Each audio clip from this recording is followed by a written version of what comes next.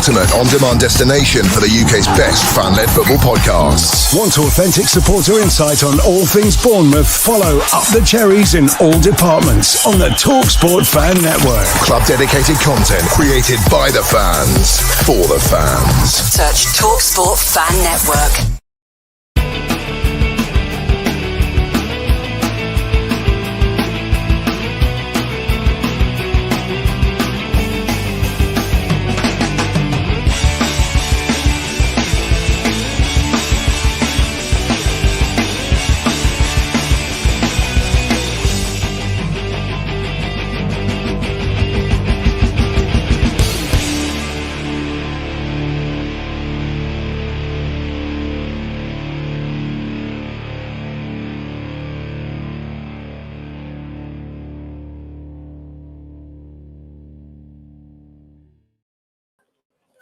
Hello and welcome back to Up the Cherries in all departments. We're doing a watch-along, everybody.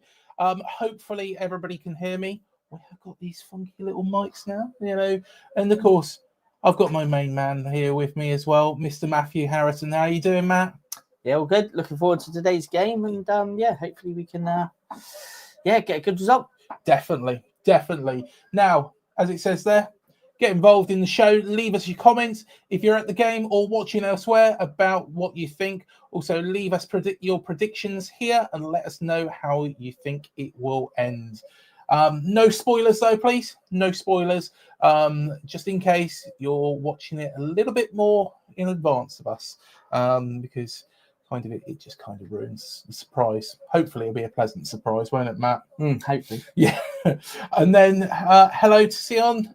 Good to have you with us. And this was a surprise. Yes, it wasn't a big announcement, but we're here, and I'm sure that we will have the room filled up very, very quickly. Very, very quickly. So I'll tell you what, Matt, let's go through a couple of things. Of course, we'll get on to discussing, the manager in a moment, I'm sure. There's no avoiding that. But let's talk about Wolves being unbeaten in the last 4. Yeah. To be honest with you, I didn't even realise they would roll a run like that, to be honest. I haven't really paid much attention, in fairness. But, fair play to them. Some decent results there, obviously. Brighton, we all know what Brighton are like. So that's a very, very good result away at Brighton. Again, Palace, that would have been seen as an important point. Southampton, to be fair, you'd be expecting them to beat Southampton, in fairness.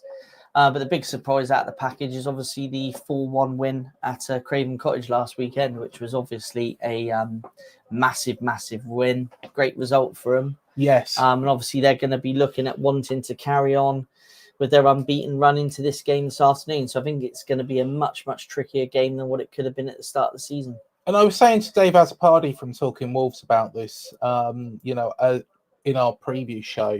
So if you haven't caught that, watch it afterwards. Some really, really good points that he makes. But, I did say to him that, personally, I think that this is what Gary used to do when, he was our manager. And, I think, that is the real danger today is that, Gary will, he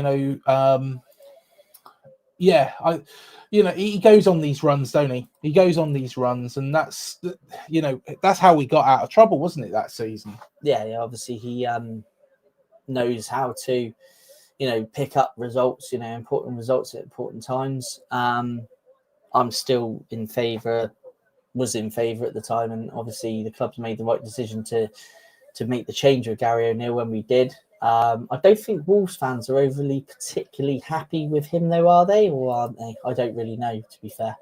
Yeah. Somebody called him a muppet. But this was before they beat Southampton. Was that a Wolves fan, was it? Yes, it was, yeah. So is he liked there or not liked there? That's the bit I'm trying to get. Yeah. Isn't he? I think in some certain sectors he is. I think the job that he did was well respected last season. But I think, personally, I think some fans have found it very, very frustrating, this time around. So, yeah, I think Yeah, it's a mixed bag. It's a mixed bag. You know, Dave said it's probably in between the middle of a miracle worker and a muppet is how they view him. But at the same time, I think that you have to also look at what other issues they have got at that football club, and they have got other issues as well. You know, Fosun, Jeff Shee, they've sold a lot of players for a lot of money. And they really haven't invested that.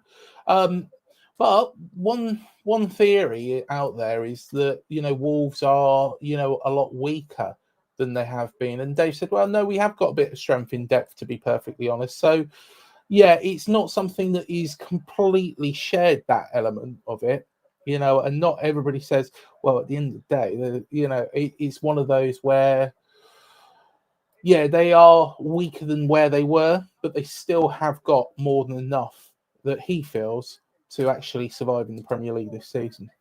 Interesting. Because, like I say, they were, you know, one of my favourites for relegation. Yes, yeah. But yeah, it looks like at the moment with their run of results that, you know, obviously they're picking up, you know, some decent points, and just hopefully they don't pick up any points today. Well, that's the big fear, isn't it, really? You know, I think that they're more than capable of hurting us today. You know, they did last season at Dean Court. We have got quite a good track record up there, to be fair, at Molineux, haven't we? Yeah. We'll talk about that briefly shortly when we look at a bit of the head-to-head stuff. Yeah. With Wolves, but yeah, we've had some decent results, and obviously last year's game was a decent one from what I can remember. Obviously, there was that year when we were under Gary O'Neill that yes, we had that smash and grab win, didn't we? Where Tavernier got the winner for us. So yeah, we've had some decent performances up there, but let's just hope that continues today. Oh, most definitely, and welcome along to everybody who is checking us out from multiple different platforms out there. I'm sure once we get going, you know, there will be a lot more of you with us. You know, at the end of the day, that's what they're here for, the match, not me, you know, going on about Wolves' form. But I'll tell you what, let's go on to the next part, which is the Wolves team news. I'm just going to talk through this as well. Pablo Sarabia, Craig Dawson and Santiago Bueno are all available after missing the win at Fulham through injury. O'Neill also expects goalkeeper Sam Johnson to be part of the matchday squad. Captain Mario Lamina impressed at centre-back alongside Totti Gomez at Fulham, with Dawson and Bueno absent. I think he can play there. It was a decent discovery for us with the injury to Yerson Mosquera and some other factors that have led us to be a little bit short in that area. To be as good as he was in the centre-back partnership of just two was very impressive. And O'Neill has zero concerns about the informed Matthias Cunha potentially being a target for other clubs in January. This is something that I did bring up with Dave in that preview. Asked if there was a scenario where an answer to an inquiry would be anything but no. O'Neill replied, Matthias won't leave in January, definitely not. On Bournemouth, there'll be a tough test.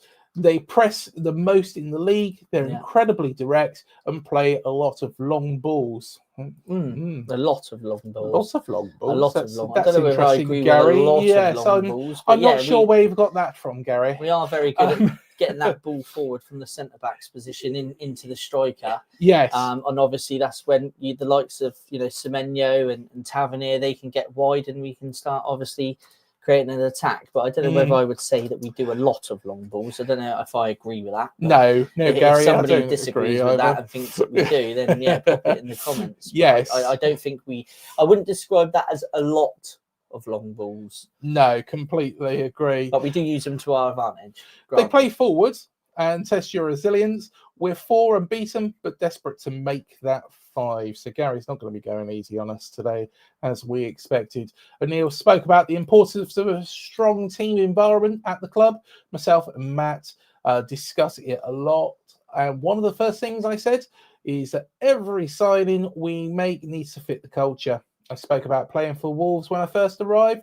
You have to earn the right to wear the shirt. It's a big club, and supporters spend a lot of money, time, and energy, giving everything to support the club. There we go. There we are. That is the thoughts of our former manager, Gary O'Neill, Wolves' manager. So, to Cherries team news, there's no fresh injury concerns, but there are one or two players with small things, and we was hopeful they'd be available on Saturday. Ryan Christie is back in contention after serving his one-match suspension, but Anton Semenyo is not, after picking up his 5th yellow card of the season against the Seagulls last weekend. Semenyo is a player you don't want to lose, but the club is using the forward suspension as a small break and a chance for him to deload after featuring in all of the 12 Premier League games so far this season. And yeah, I think that's a very, very good point. I think he's spot on there. You don't want to lose the player, but at the same time, he's played in every game. It might give him just a little bit of respite before Christmas, because obviously that's when we know there's a big run of games. Yes. Maybe this is just that little period where he can just sort of have a break, recharge his batteries, and continue his good form. Yes, most definitely. On the past 2 difficult games, which resulted in 2 defeats for the Cherries, this is what Andoni Iraola said. We weren't as efficient as we were in the other games. If we are not close to 100%, we don't win games. We have to improve in the moments when the points are shared. But he is anticipating another difficult game against Wolves, who have won their past 2 league games. They are surely in their best moment of the season. They come to us without any losses in their past 4. We have to be ready for a good, very good team. We have to be at their level.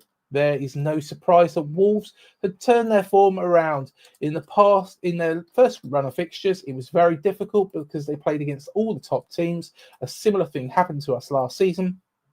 Now they have had more games against the teams around their level, and they've been very good. This is something I said to Dave, and they have had, and there's somebody who does all these statistics, and they worked out that Wolves, on this point scoring statistic thing, had much the hardest start out of anybody. Praise Gary O'Neill for doing hell of a job during his time at Bournemouth. Well done, Andoni. Completely do agree with you on that. Highlighting. Wow, some people won't, but I do personally think, Gary did, a very, very, very good job at this football club. Keeping us in the top flight in that first season. Yes, I know now why we didn't keep hold of him and, did choose to make the move, because Iraola has brought us on a little bit further. He is Bill Foley's man, and I think, there was all this talk of Bielsa. He went for a bad run of form, O'Neill, didn't he? But I think Iraola steps it up again, and it's a style of play. I had a really interesting conversation actually with somebody on Facebook earlier on, and we was discussing this. And the style of Iraola's football is good, but one thing that I personally think is sometimes you might need to drop that to play a little bit ugly, to play a little bit Sean Dyche, Sam Allardyce, just to get the 3 points across the board. But I think. It was a difficult Premier League campaign that season, and the Cherries did it under his management. As Iraola says, Matheus Cunha is a difference maker for the opponents. Every team has players that don't need lots to score, make very big plays, or give an assist. Cunha is that player for Wolves. I know him very well because I also played against him in the Liga when he was at Atletico Madrid. He is a top player. Yes. Yeah, he's a danger. So let's have a look at Wolves' lineup. I do apologise if I butcher any of the names, but in goal they've got Joseph Sarr, Lamina, Totti, and Aït-Nouri are the back 3. Nelson Semedo, Andre Gomez, and Rodrigo Gomez is the said midfielders. Bellegrade and Cunha, and then Strand Larsen up front. And yes, you have got there on the bench Sam Johnson, of course, who of course was in the England setup a little while back. Let's have a look at the Cherries, though. Here we are. Kepa in goal. Adam Smith at right back. Zabania and Senesi keeping hold of their partnership in the centre of defence. Kirkes on the left. Christie and Adams. A bit more of a defensive midfield with Kluivert up front. Just in a more advanced midfield position. Tavernier and Brooks. And, of course, Evan Nilsson leading the line. On the bench, Mark Travers, Max Aarons, James Hill, Dean Howson, Dongo, Enisu now, Philip Billen, and big two mentions to Kinsey and also Winterburn, who are on the bench. So we may see some youngsters today. Yeah, possibly. I think it's good to see Christie back into the midfield. I think, obviously, I think we discussed on cherry picking this week that we missed the intensity of Christie being in that midfield. Yes. It's a shame that obviously Cookie's not involved today. He must have some niggle, or I'm not too sure at the minute why he's not involved. But obviously Adams is in there defensively. We know Adams can do a good job. So hopefully with Christie alongside him today, we may not struggle so much as we did in the midfield against Brighton. Brooksy, another one that we spoke about this week on cherry picking, was obviously Brooksy deserving his chance, which it looks like he's now got. So yeah, not a bad lineup. Obviously, we would have preferred possibly Cook probably being in there, to be fair. But other than that, the youngsters on the bench, fair play to them. I think Kingsley was on the bench against Brighton, if I remember rightly. So he's been involved in a few first teams. But I think Winterburn, I think this is his first time that he's been involved in the first team. So it is, yes. Yeah, so fair play to him. And you never know. You never know when the manager's going to call on you when you're on the bench. So, it might be a day where, one of them makes their debuts. But I would imagine, obviously, Iraola would probably use the more experienced regular players ahead of those two. I think they're probably just here to make the numbers up, really. But what an experience for them going to Molineux in a Premier League game, being involved in the first team setup for this game. I'm sure it's a great experience for them and great experience for their development. So, even if they don't get on today, I'm sure it's going to be a massive, massive experience for the lads. And, fair play to them. So, but all in all, the bench is got some couple of players there that could come on and change the game if needs be.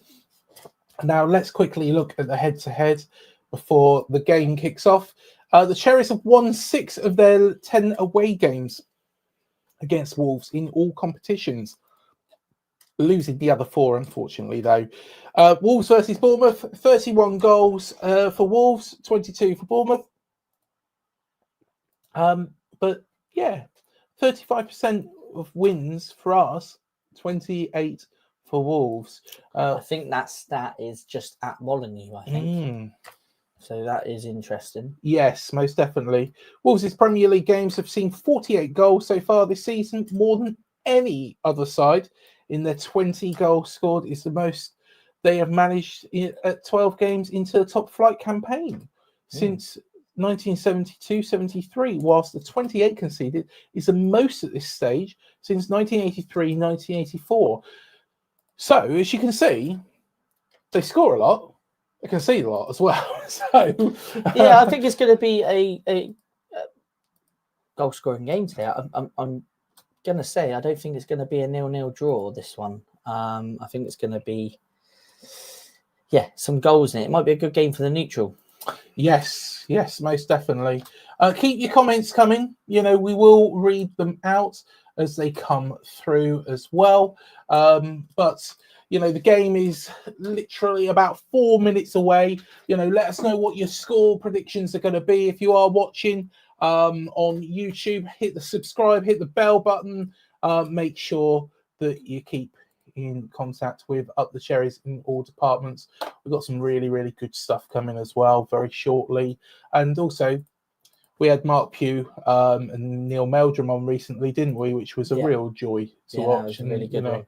Well, to watch. I watched it back, but it was really, really good fun. So, make sure, hit the subscribe, hit the bell, do all that jazz, and let us know. Can you hear us properly? I think you probably can. Well, I'd like to think so. Yeah. Hopefully you heard all that, and I wasn't just waffling to myself. Because it would be dreadful if we were just sat here talking to ourselves. Yeah, there is that. Yeah, but I don't think. Yeah. Not that anybody can see me at the minute, but I'm just busy finding out Matt's doing some graphics. Well, not quite graphics, but yeah. Just something to keep us informed throughout the game. Yes. And Sion, thank you very much. Sounds good. Yeah, I've got these new little DJI microphones here, so they're quite good. Quite expensive though as well at the same time. So they're pricey. Where'd you get them from? It's a work thing. Let's say that I'm doing some marketing. So I've even got the microphone. Hi, I'm Ed Winchester. Ed Winchester. Ed Winchester. The good old Fast Show. The Fast Show. What a quality show that was. Simon Day as well. And just to plug it, they're going on tour next year. Are they? Apparently so, yeah. There we go. Well, we are literally 2 minutes away from the game.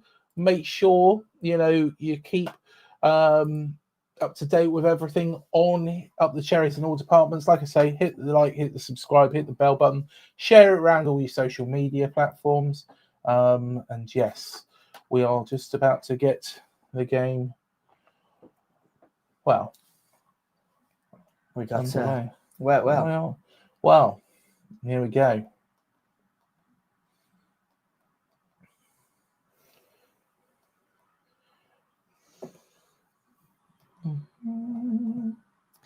Look at this.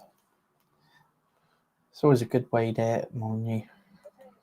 Always a good game. But it's I'm surprised that, do you know what, like I say, I didn't even realise they'd been on the run that they'd been on, to be honest with you. It's you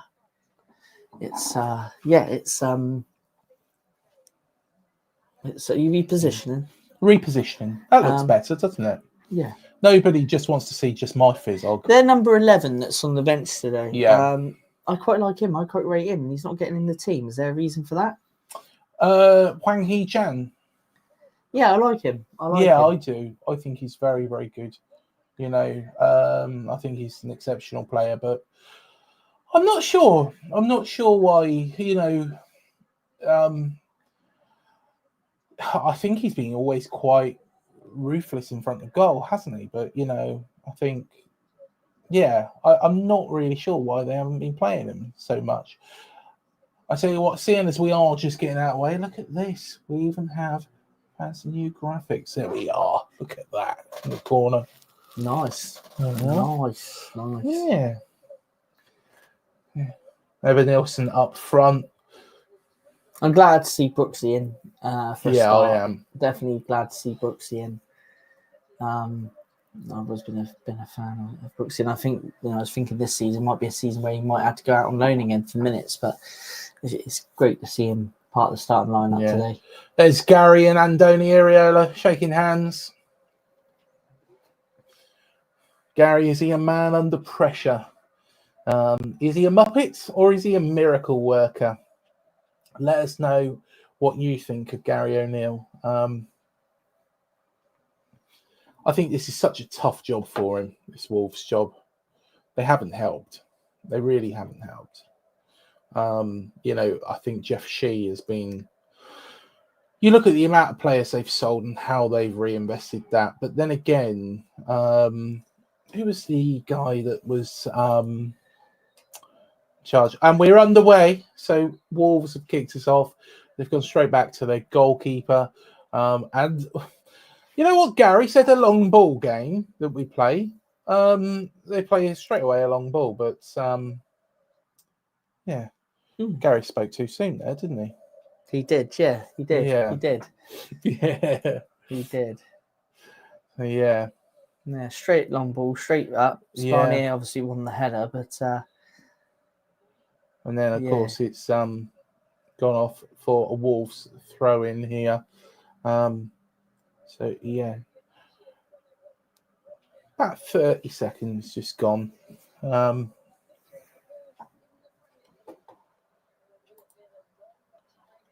We'll obviously keep everybody updated with other scores as well as they come in. I think there's a few 3 o'clock kickoffs today, isn't there? 4. There is, there is. Newcastle being 1. Yes. Newcastle being 1. And I think there's another game, isn't there?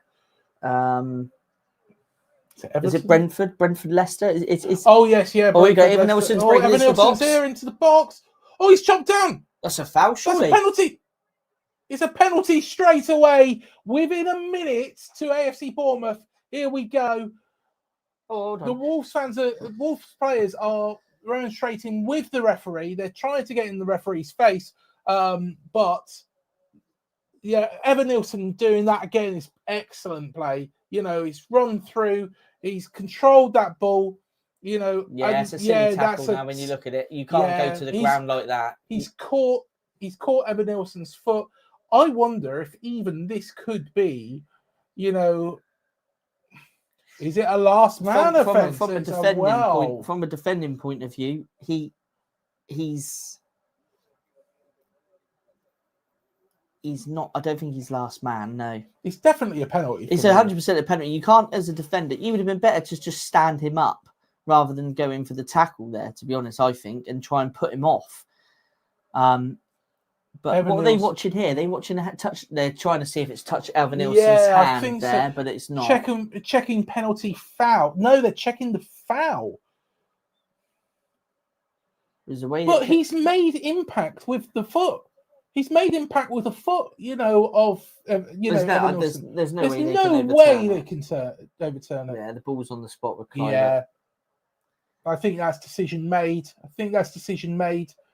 I'm not checking the comments at the moment because, of course, we do have this penalty. Justin Cliver on the spot against Jose Sarr.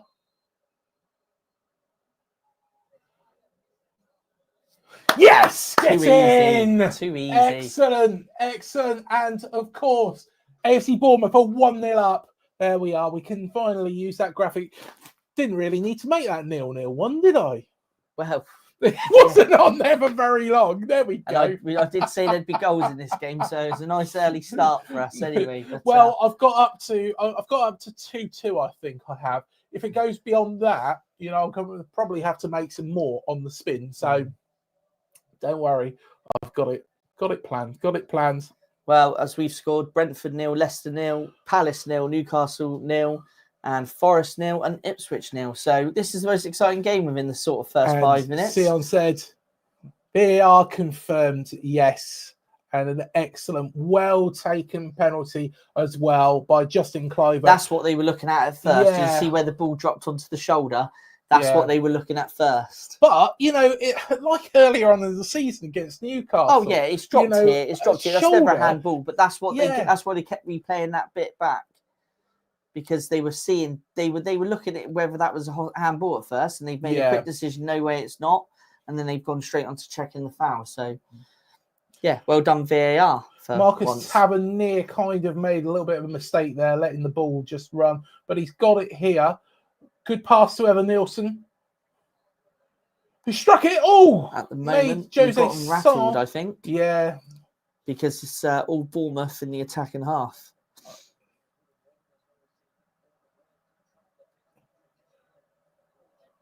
Just gone in, and of course Senesi controlling at the back, calm as you like, moves it forwards. Excellent ball there to Justin Cliver. Nicely done by Cliver, wasn't it? That was a nice little pass to Brooksy. Got Zabania now on the ball. He's got it at the back. Christie was asking for it. He didn't get it at first. Now he has, but it's then passed it out to Marcus Tavernier, and that pass back wasn't particularly very good. Wolves do come forward with the ball, and they're in a fairly decent position. Oh no! That was poor defending. Poor defending. Did say there'd be goals in it, but yeah, that is not very good defending at all. Who let's see the replay on that. Shit defending. What the fuck was we actually doing at the back there?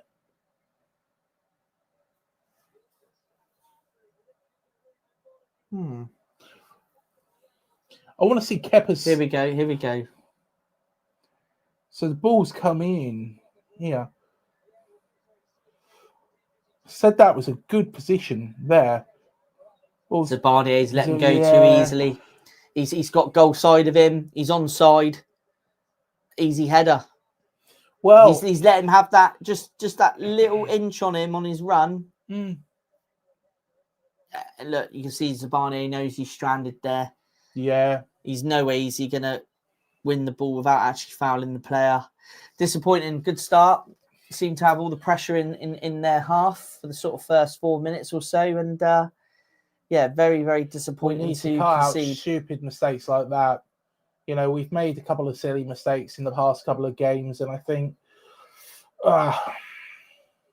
to be honest, it's more that he's just giving him that little bit on his run to just get ahead of him. You know, I don't think it's just poor defending, isn't it? Really, it's not really like a mistake. It's just poor defending, unfortunately. Wolves seem to have us a little bit rattled now, which is annoying. Their number 5 has gone to ground. It's amazing how quickly where they looked a bit rattled, and you know, one ball their first attack, and they've but scored. Bad pass there by the Wolves man. And Brooks's pass, but Christie's picked it straight back up again. Cliver tries a cross, but couldn't get it across. But, you know, he does recover well, but fortunately he's outcrowded 2 Wolves men there, and it's out for a goal kick. And Gary O'Neill is stood there. I think this is going to be, you know, a difficult, might be a bit of a difficult afternoon now. But, you know, it's a long way to go. It's very, very early, isn't it? It's well, it's only the first 10 minutes. And the scores elsewhere are still 0-0. Still 0-0. I doubt it will, but you know. But again, our high press, we're still in their half. The majority of this game has been in the Wolves' half, hasn't it? Even though they have managed to get an equaliser. Oh, that was a good move by Christie. Fantastic by Christie. Excellent. Over to Tavernier. Tavernier finds Kirkes. Oh, what goal! It's a goal. It is in the goal. For a moment, I thought that hit the side netting. My eyes are playing tricks on me. There you go. That's something you didn't actually think you'd see. Christie's intensity in this midfield. Honestly, fantastic goal. Fantastic goal. When you look at it, he picked up. Yeah, Christie was. Look at that. Lovely little back heel though for Milvan Nielsen. He's not the most skillful player in the world, but bloody hell does he work hard. But credit to Kirkes getting forward into the box as quick as he did there, because obviously it's given Tavernier the option to just slot him through. Great finish, difficult one. That's a very easy shot to put straight over the bar. What a goal! What a goal! I tell you what. Let's have a look at these comments. And Ryan at Huddersfield Town Fan TV. Hello, Ryan. How are you doing, mate? Good to see you. And Sion said, another goal. I tell you what, here we go. I'll say, you said it was going to be exciting. I did say it was goals in this game, didn't I? And I said it for a neutral, it's probably going to be an exciting game. But at least we're on the right end of the scoreline at the moment. Let's hope we can just build on it. Don't want to concede another quick goal, do we? No. But Wolves do come forwards quickly. Elsewhere across the Premier League is still 0-0. Brentford 0, Leicester 0, Crystal Palace 0, Newcastle 0, and Nottingham Forest 0, Ipswich 0. So, wonder if Ipswich can get their first win. Well, the first win away, wouldn't it? No, they beat Spurs away, didn't they? Is your live score graph going to cope? No, I have actually got, we use Canva for graphics as most. Oh, hang on. I'll tell you in a second. Christie! Oh, good shot. Parried it, but, difficult shot. did pick it up before it went out for a corner. Christie, so far, man of the match by far. He's been excellent. It's only 10 minutes in, but, I think he's been exceptional, isn't he? He's a great player, Christie. Really has been good. Look at that. Excellent strike. I tell you what, that's not easy for Sarr. That's not easy at all. But yeah, the graphics is coming back to it. We use Canva, so I've got it up there so I can quickly create another Ball one. in the box from Clive. Nielsen. Oh, nearly. Yeah, not enough on the ball to put it past the keeper there. Very easy one for Sarr. But good to still see that we're putting balls in the box. Didn't have time though, did he? He didn't have time. He could have. Iraola. So. Yeah, Iraola, I'm sure he's delighted with what he's seen going forward so far. Going at the back, maybe not so much. I think Zabani is probably going to get a little bit of an earful from Iraola. Although I don't think he really does that, does he? I don't think he's going to give him a bollocking, is he? You never know. Eddie come across as always a calm man, didn't he? And then, we found out that, yes, Eddie could lose his temper. Ball's thrown on, and we go back. Oh, Wolves go back. Sorry.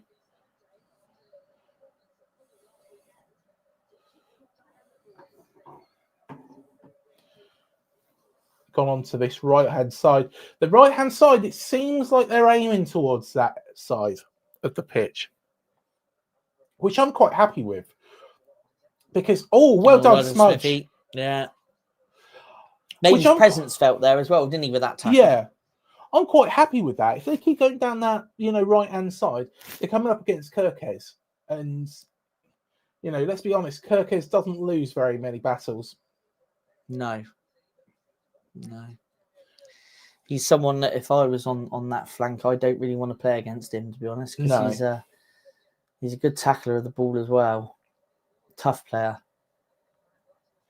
Too easy to put a ball through like that from Wolves. That is just too easy not to be tracking that. Luckily, the ball was just too fast. It was too quick, through. If that hadn't have been too quick, then Gomez was in. Yes, yeah. So far, I would say best performance by Evan Nilsson. Yeah, I can't disagree. In this first 12 minutes, Evan Nilsson has been very, very good. He's won the penalty. He's had an opportunity. I don't think he had much time to actually compose himself for that opportunity, so I can't really hold anything against him on that front. I wouldn't disagree with that, to be honest. And I think, so far a very, very good performance.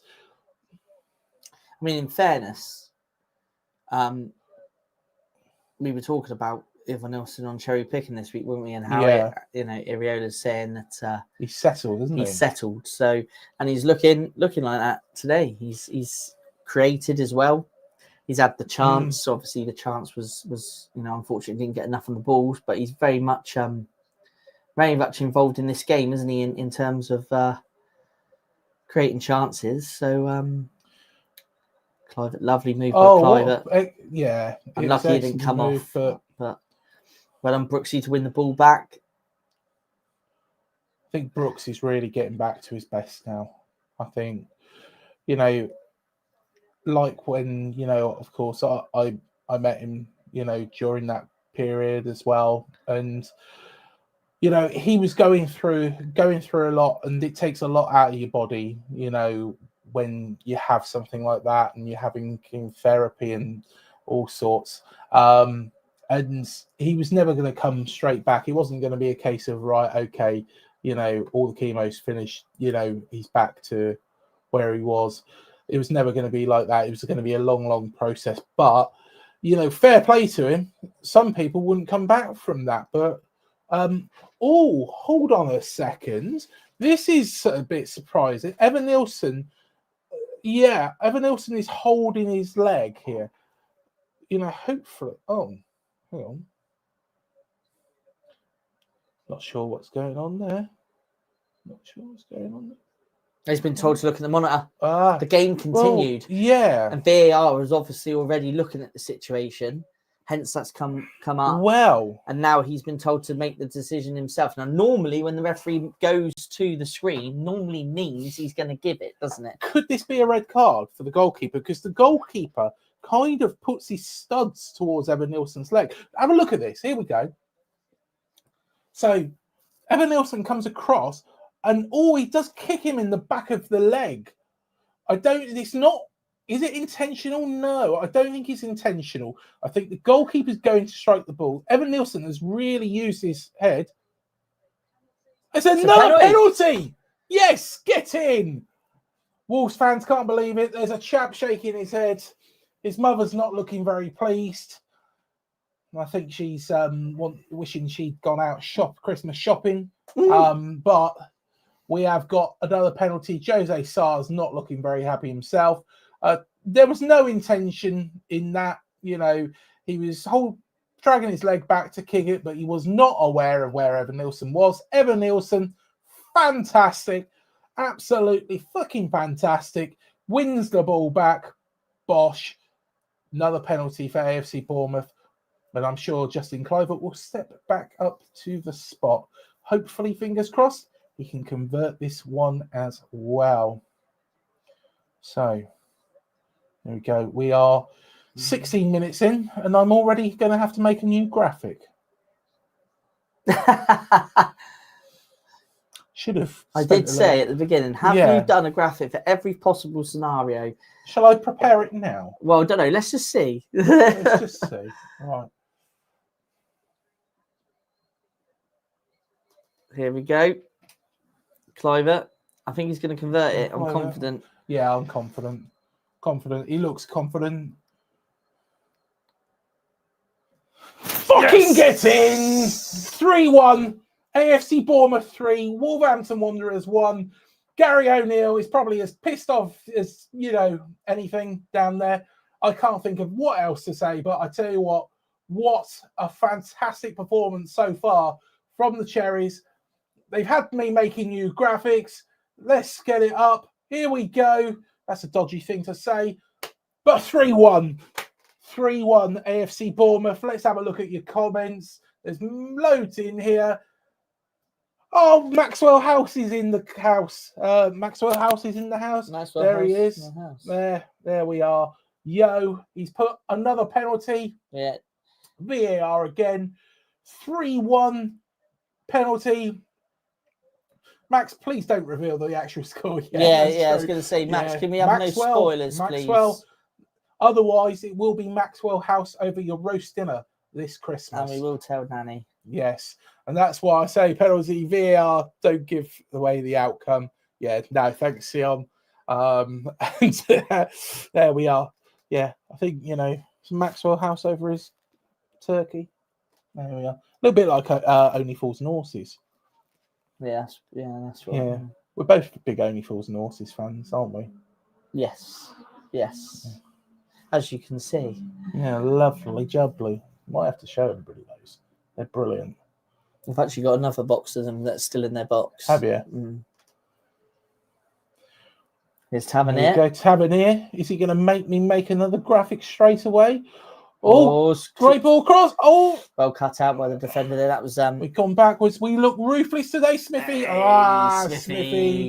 Smithy, can't begrudge him a shot from there, going for glory when you're 3-1 up in the first 20 minutes. It's not very often Smithy gets the opportunity to have a shot, so let him have it. Hopefully he's trimmed. But well cut out by the defender there, because Brooksy would have got a shot on target there, definitely from that position. But yeah, well defended. And we have got your brother's in the house. Oh, there he is. There he is. Samuel Harrison. How you doing, mate? I hope you're doing well. It's the Paddy and Ricky Gervais show here. There we are. You get two. Well, I was actually in contact with a celebrity agent about getting a celebrity to come and join me today, and I was trying to get James Corden, but they sent me a stunt double. Fair enough. So I've got James Corden's stunt double here with me. You stole my little black book of contacts, didn't you?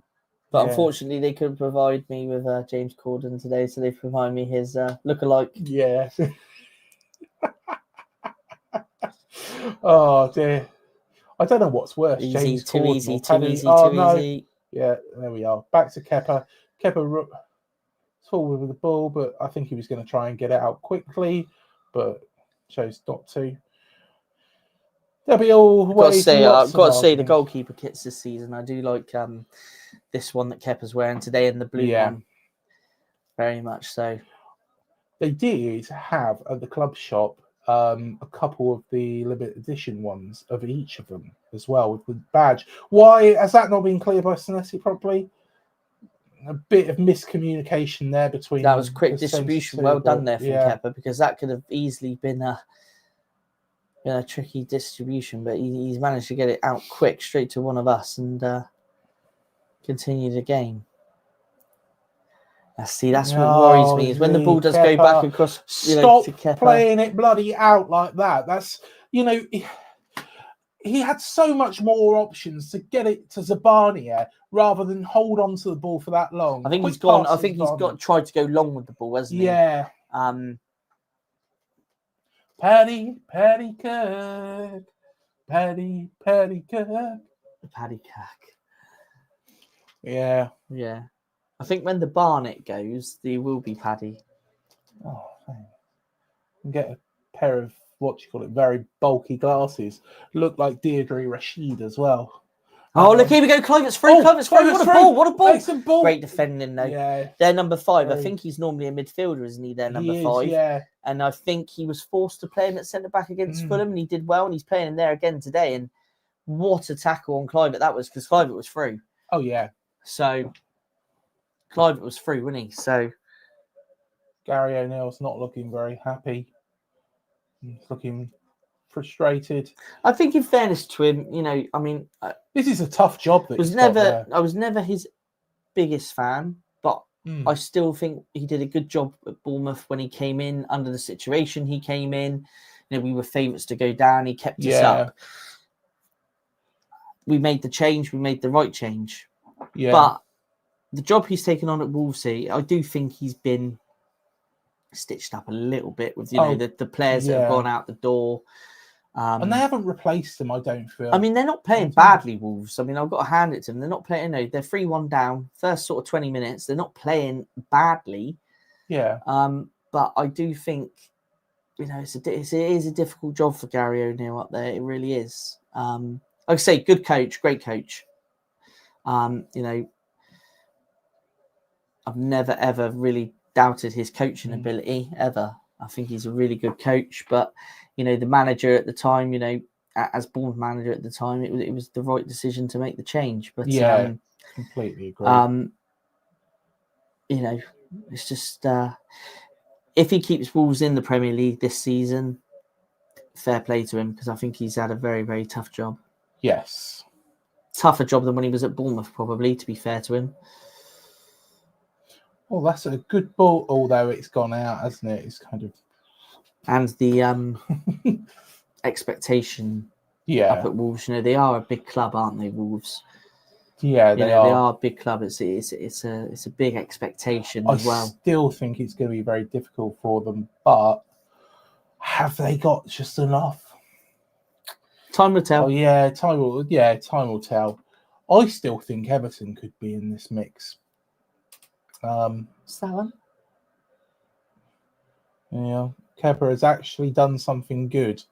Wow. Even though we have conceded one, this is the most dominant display I've seen so far. Yeah, I think so. You've got to say this. David Brooks. Matt Ritchie has just scored for Portsmouth as well. There we are. Do you know what? That was an interesting thing we learnt from the Mark Pugh interview, was that what type of player Matt Ritchie is in training. And he actually said down at Portsmouth now, even at his age, Pugh said, didn't he, I'll guarantee that he's probably the best trainer on that pitch. And it's still paying off for him, obviously. Fair play to him. He's back at Pompey where it all started. And hopefully, Pompey can stay up in the Championship. It'd be good to see him stay up. Yeah, fingers crossed, mate. Fingers crossed. Difficult league though, the Championship, as we know full well. So yes, it is. Yeah, no, fair play to Matt Ritchie. It's always good to see a former player doing well. We are 25 minutes in We're here. letting them have a lot of ball in the midfield at the minute, but we've won That's it back. very, very Again, good Christie, by Ryan Christie. Intensity, running forward. Now with Brooksy, look. We missed him against Brighton. Absolutely. That's where you need to win the ball back there, Adams. Come on, let's get a tackle in. One of those unsung heroes. Now he's up against Kirkes. Well cut out by Senesi and away. Yes. Cleared out of danger. Nice and easy, simple. If in doubt, kick it out. He knew he had the man behind him there, so Kirkes has put the ball out and fair play to him. Simple defending. Well, exactly. Yeah, exactly.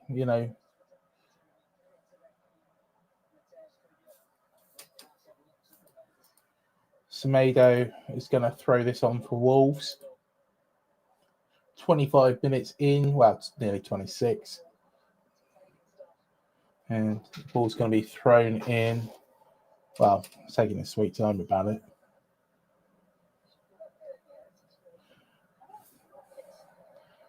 And looks like it's a corner for Wolves. Marcus Tavernier is not particularly very happy about it. Not missing Semenyo so far. Yeah, I think so. Later the game, Keith French, where's Cook? I'm not sure. I think it's Not injured, apparently. Is he? Here we not are. too bad, I hope. And yeah, we hope not as well. Because again, one of my players of the season, Lewis Cook. So yeah, let's hope it's not too bad. Let's hope he's back in time for the Ipswich game. Yeah, definitely.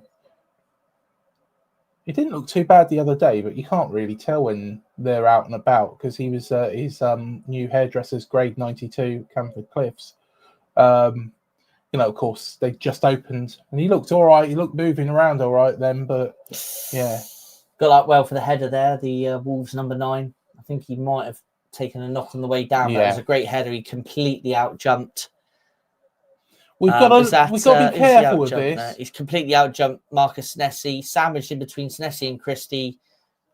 Out-jumped him. Great header. Would have been a great goal. Isn't he? He looks a bit of I a don't danger, know much about actually. this kiddie, but what I've seen of him, he seems like he can be a bit of a handful. Yeah. Maybe this is where, I thought, he would have started this game. But, I think... Well, this is what I was saying before. I really rate that guy. And if this is the guy that's keeping him out, then you can kind of see why at the minute. Because he's got an aerial presence about him as well, isn't he? I mean, to out-jump Senesi and Christie there like he's done there... Yeah. Was a superb jump. Fair play to him. Sion said, first away game of the season I'm going to at Ipswich. You know what? I really wanted to go. I really, really wanted to go to Ipswich away. I'm a bit gutted, actually. But yeah, only found out the other day they don't have any tickets left. But yeah, I was going to make the jaunt up to Portman Road and hopefully see a good result up there. I don't think that's going to be an easy game, actually, Ipswich away. It's not going to be an easy game. I think they're looking at him here for concussion, aren't they? The Wolves medical staff. Is that because it looks like they're looking and checking? Gary O'Neill's, talking like to his staff. It might be that they make a change. Might be a here. substitution here. Yeah.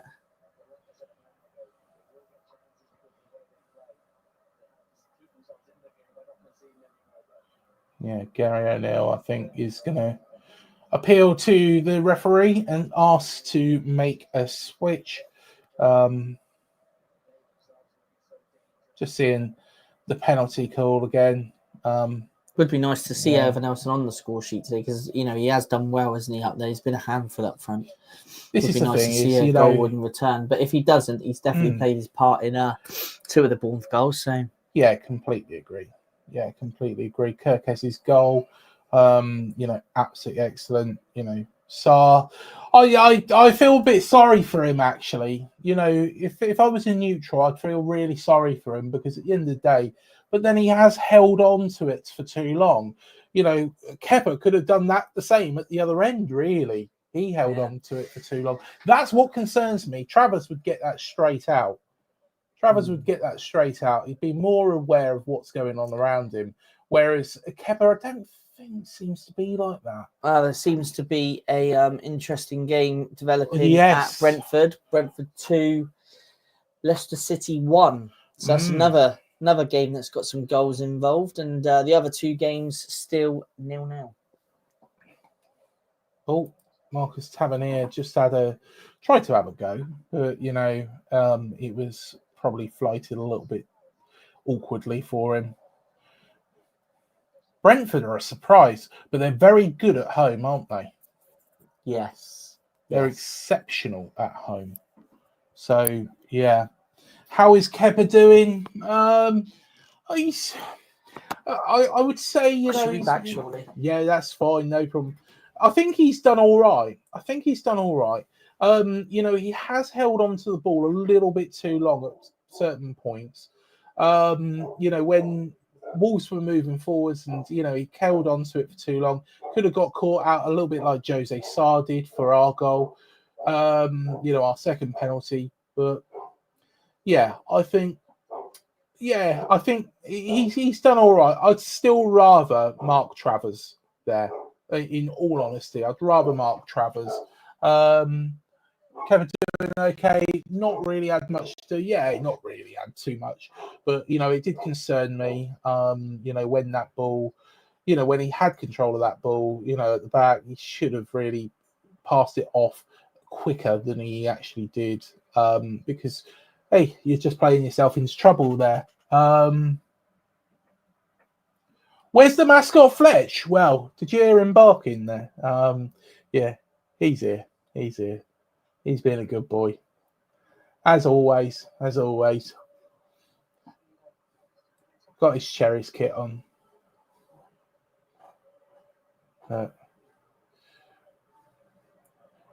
We go. Oh, Chrissy tried to get it through to Evan Nielsen again. Very, very, very, very, very clever by Ryan Christie. He's been my man of the match so far. Wolves, their number 27, brings it forwards. Ryan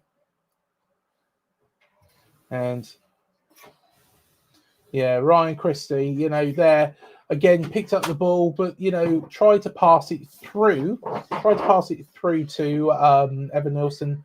Just got dispossessed, but very, very good. Fletch is all right, isn't he?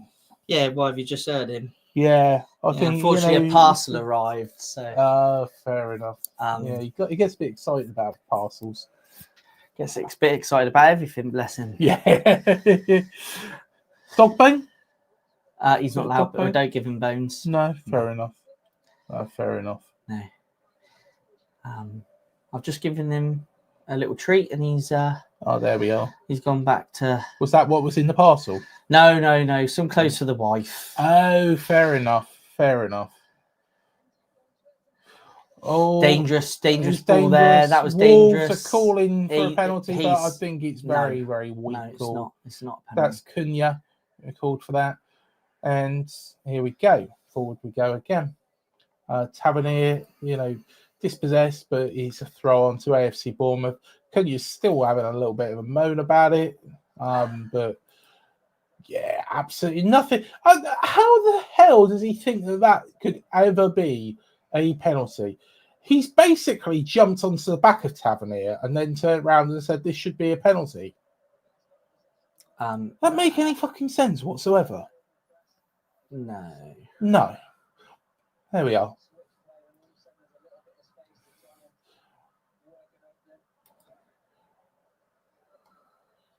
There we go. It's quite congested down that right-hand side for Wolves, down our left. Oh, they're trying to appeal for a penalty again, but they're not going to get it because it is weak as anything. Wolves looking a bit desperate at this moment in time with these shouts. I'm sure Gary won't appreciate that because at the end of the day, that's not going to work very well for them. When there isn't a thing. Oh, that's a beautiful ball. Oh, what a ball in there by excellent Cliver. What a ball lovely by little Cliver. chip over. Maybe he should have hit it first time. You know, Thing let's is, just have a little look at it. From the Wolves, that's never a penalty. Absolutely nothing in that. They're replaying this penalty shout for Wolves. It's not a penalty. Absolutely. But that cross in there from Cliver, where he's put it towards the back post there, where Tavernier's coming in. Yeah. From a Wolves perspective, that's not great defending because Tavernier's there completely open. Probably, you're right, should have hit it first time. Gary looks very, very pissed off. Hopefully he stays pissed off. That's a good little bit of play by Wolves. Well defended by Smithy. Yeah, Smithy, you know, he knew where that was going. But some decent play there down that left-hand side from Wolves. We haven't seen them much on the left-hand side. They've been attacking mostly down our right, which is probably, dare I say it, our strongest. So, yeah, I'm quite happy with them targeting the right-hand side all day long. But, yeah, we saw them attack down the left and it wasn't bad play, really. Cunha's going to bring it in. And live table. There's a question about the live table just come in. Has it? Yeah. Right. And on the live table, we are currently sat in 11th. Yes. Yeah. On the live table. Newcastle, of course, if they are beaten by Crystal Palace, will go beneath us. And that won't go down well up there. No. Or actually, will they? Because of the goals scored. I think I might be wrong. Don't listen to me. No, they won't. They've got their point ahead. No, that's the live table. So at the moment, that's with their point from Crystal that's what Palace. I mean at the minute. Yeah, so if they stay 0-0, yeah, if they go 1-0 down, if they go 1-0 down with the goal, we go into the top 10. We will. We will leapfrog them. Yeah, that's Sion said, I'm happy with that. Same here. You know, I think the talk of Europe, I think Bill Foley had that in his mind. I think that's what his aims was. I think step by step is probably the best option.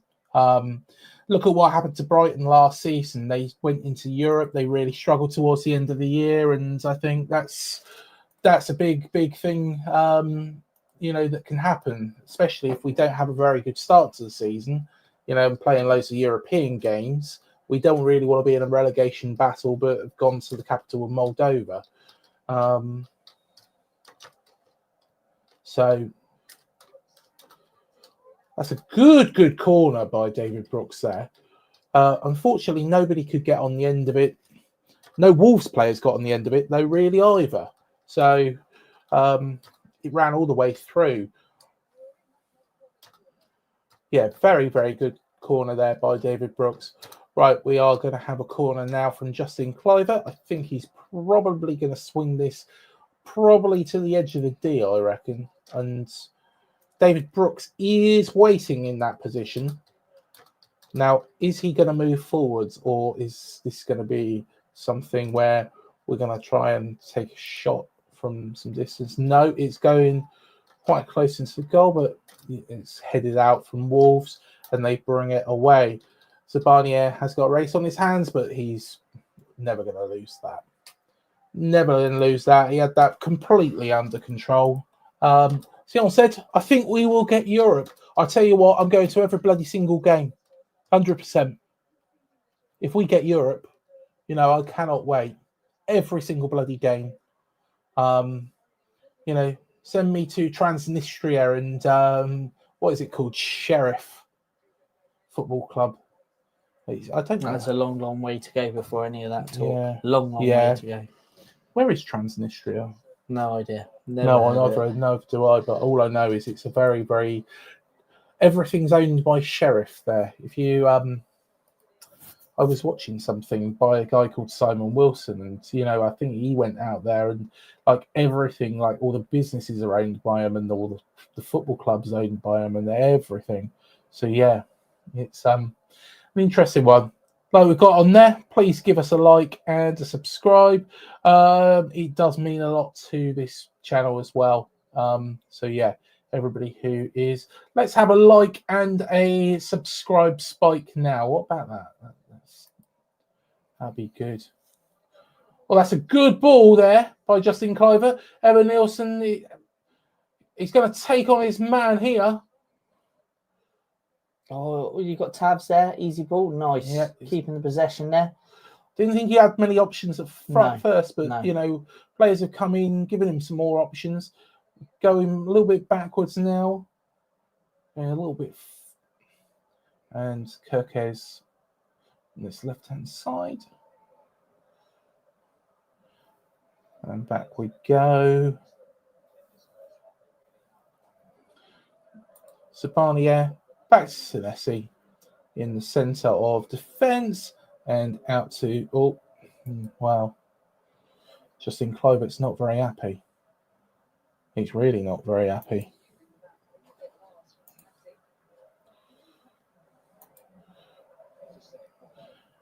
Wolves are bringing it forwards.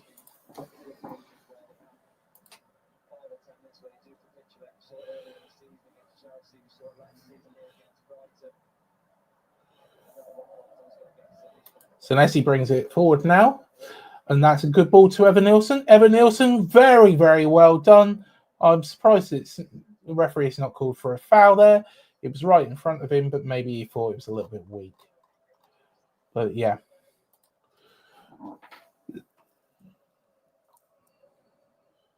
Here we go. Tyler Adams. Good to see him back in the squad.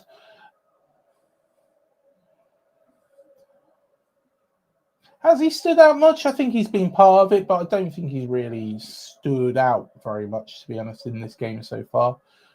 He's quietly gone about his job. I think that's probably the best way to put it.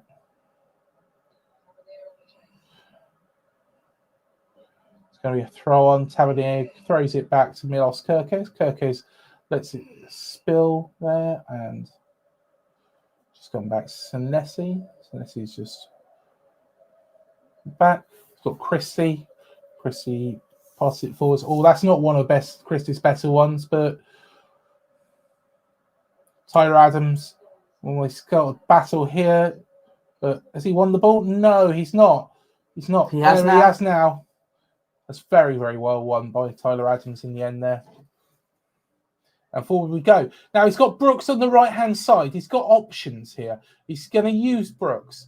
Brooks has got it on right, gone into Ryan Christie. Ryan Christie has passed it straight out to Marcus Tavernier. Tabs has gone back to Senesi. Tabs again back 1-2 between Tabs and Senesi, and we've gone back to the Barnier, and that attacking move has gone a little bit quiet, but we've kept the ball throughout that.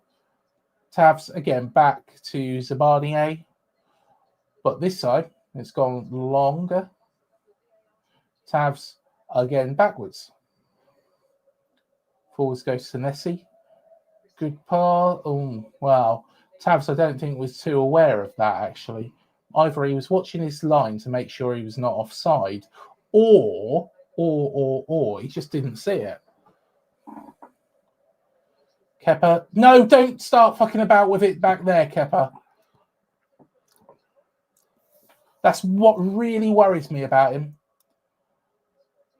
Because to be fair, normally it does. He was quite calm and collective with that one, and he he wasn't put under any real pressure. If he'd have been put under pressure there, then that would have been a scary moment, I think. Like now, look, he's got the ball now. He's not under any pressure. Not really putting. I mean, I'd be saying Gary O'Neill, run at him. Yeah, because there's a mistake in him. Sion said, "I'm sure it will be cheap." Yeah, I'm guessing so. Transnistria. Yeah, and we've really slowed it down. Yeah, we have actually. Andoni might realise that I'm just changing the scores automatically now. I'm having to create one for every single time I do it. So, yeah. No, I'm sure he's not thinking of that. Have you got a 6-1? Dare I say it? Have you got a 3-2 scoreline? Have you got a 4-1 scoreline? No, I haven't actually. That's a kick. Yeah. That's a free kick right in a dangerous area. He's going to get booked. Yeah, he's going to get booked for that. Yeah, he's kind of put his leg. Wow. Was he getting booked? He might not be actually. 90-degree angle there, just to kind of block off his man. I think it was. I think the referee did that very quickly. Didn't give it much thought. Yeah. I mean, you can't strad a leg out like that. Oh, yeah. When you're defending with someone running through at goal. Yeah. I've said a 90-degree angle, but it really wasn't. He just left his leg. He just trailing left his there, leg really. trailing out there, and Yeah, Spani has got a book in there. The referee didn't give it to a second thought, really. And yeah, it has goes come straight through, into the book. This is dangerous. This is very, very dangerous. Kepa is stood to the right of his goal. 8 minutes. 8 minutes? Where the fuck have they got this from? Well, we've had 2 penalties, haven't we? We've had a substitution. There's been VAR. I suppose when you look at it, it does all add up, doesn't it? So yeah, that's probably right. In fairness, who is this? I think there was a substitution, was it there at front? Yeah, or not? Did he go off in the end? I don't think he did. No, I think it's when the pass was touched. So no substitution then. So no, yeah, VAR. Right, we've got the wind blocker. Stoppage. This is a bit of a new tactic. Of course, players laying on the floor. Never used to do that when in my day. But yeah, Cunha, I think he stood over it. And it's gone over. It's sailed over. Whew. That was not a great kick from that sort of range, was it? You at least want to try and get them on target, really, don't you? But that was... I think Kepa, quite convincingly over the bar, wasn't it? Yeah, Kepa had it covered as well, even if it was a little bit lower. I always, when I used to play football, I always used to aim for, to be honest, I was a free kick taker, actually. I used to always aim for the other corner of where the goalkeeper was, but, try and make them dive. But, it's easier said than done, to be fair. No. There I am. I'm talking like I'm David Bloody Beckham now. As we approach half-time then, the scores still remain the same. Yeah. 2-1 Brentford. And the other 2 games. The other 2 games. Goalless, Wouldn't be a bad point for Ipswich, to be fair, at Forest. No, I don't. But then again, will they earmark that as a game that they could potentially get 3 points out? Oh yeah, I imagine so. But even so, when you're down there and your priority is to stay up, a point away is always a good point, isn't it? Kepa claims it in the goal, and he's thinking about what he's going to do. He's just going to throw it out, I think. Just seeing a picture of Gary O'Neill on the screen. Yes. Andoni Iraola. And we've got to be on the ball now between now and the half time, because 8 minutes, it can give Wolves the opportunity to get back into this. Don't want to concede before half time. Not now. Never in the just before half time. So it gives the impetus, and those players will be buoyed going into the half time break. Albeit, if we can score just before half time, make it 4-1, the Wolves dressing room, can you imagine how deflated that will be for Gary? Starts to put the game out of reach, doesn't it? Yeah. There's a chance on the edge for Gomez. He's put it in to the box a little bit too far. It's out of play. It's out of play. That could have been worrying. Could have been a worrying moment. He looks good. I like that Gomez in the midfield, actually. He seems a good player. I think he's quite a good player, that Bellegarde. I think, Yes, unlucky not to keep that in, really. He's tried his best there, hasn't he? Yeah. But yeah, I like what I've seen of him as well, Yeah. I think Wolves have got a fairly decent side, actually, but I think it's a case of, they are depleted because of Fosun and Jeff Shea and selling those players. And, I think, what is Jose Sarr doing? Well, you say about Kepa, that's... Oh, you say about Kepa, that was a scary moment for a goalkeeper there, wasn't it? Aït-Nouri's kind of hit the deck. I think he was hoping that Brooks was going to get sent off for that. No, nothing in it, really. He's just gone to ground too easily. Nottingham Forest and Ipswich Town have gone to half-time. Yeah, Jose Sarr, he looks a bit rattled, the goalkeeper. So, the best thing to do when he's rattled is to put him under as much pressure as possible. Make him make mistakes.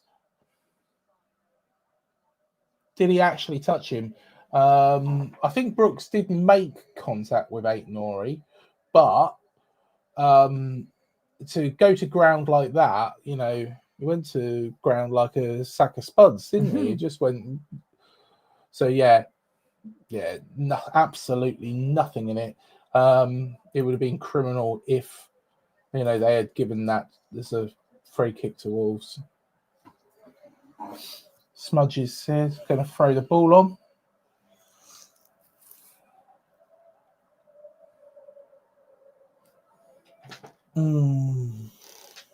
And Get your head on it. Yeah, he's done enough to put him off there. yeah, Zabani defended well. What's this guy's name? Strand Larson. Strand Larson. Yeah, I'm not sure where they got him from. He looks good. Forward we go on the left-hand side. Kirkes is up there as well. Tavernier has done very, very well, although he's lost the ball here. Well done, Kirkes has won it back. Justin Kluivert, had to run through a whole crowd. But Evan Nilsson is showing how strong he is, and try to win that back. It was great to see him come back into the midfield there. Try help the midfield out. He's trying to with Adams. That's what Solanke used to do, wasn't it? Yeah. Maybe that's what I think. That's what I was always concerned about when Solanke left. Is is he going to be able to do that? Is he going to drop back? Is he going to do? But he seems to be all right. Poor pass again from Christie there, unfortunately. Come on, unbelievable. I don't think there's going to be many more chances before half time. We've got probably 2 minutes left of these 8 minutes of injury time. I don't know where he's got 8 minutes from, but 3-1 up. Who cares? Let's try and get a fourth. But I don't think we're going to get many, if we are going to get a chance at all.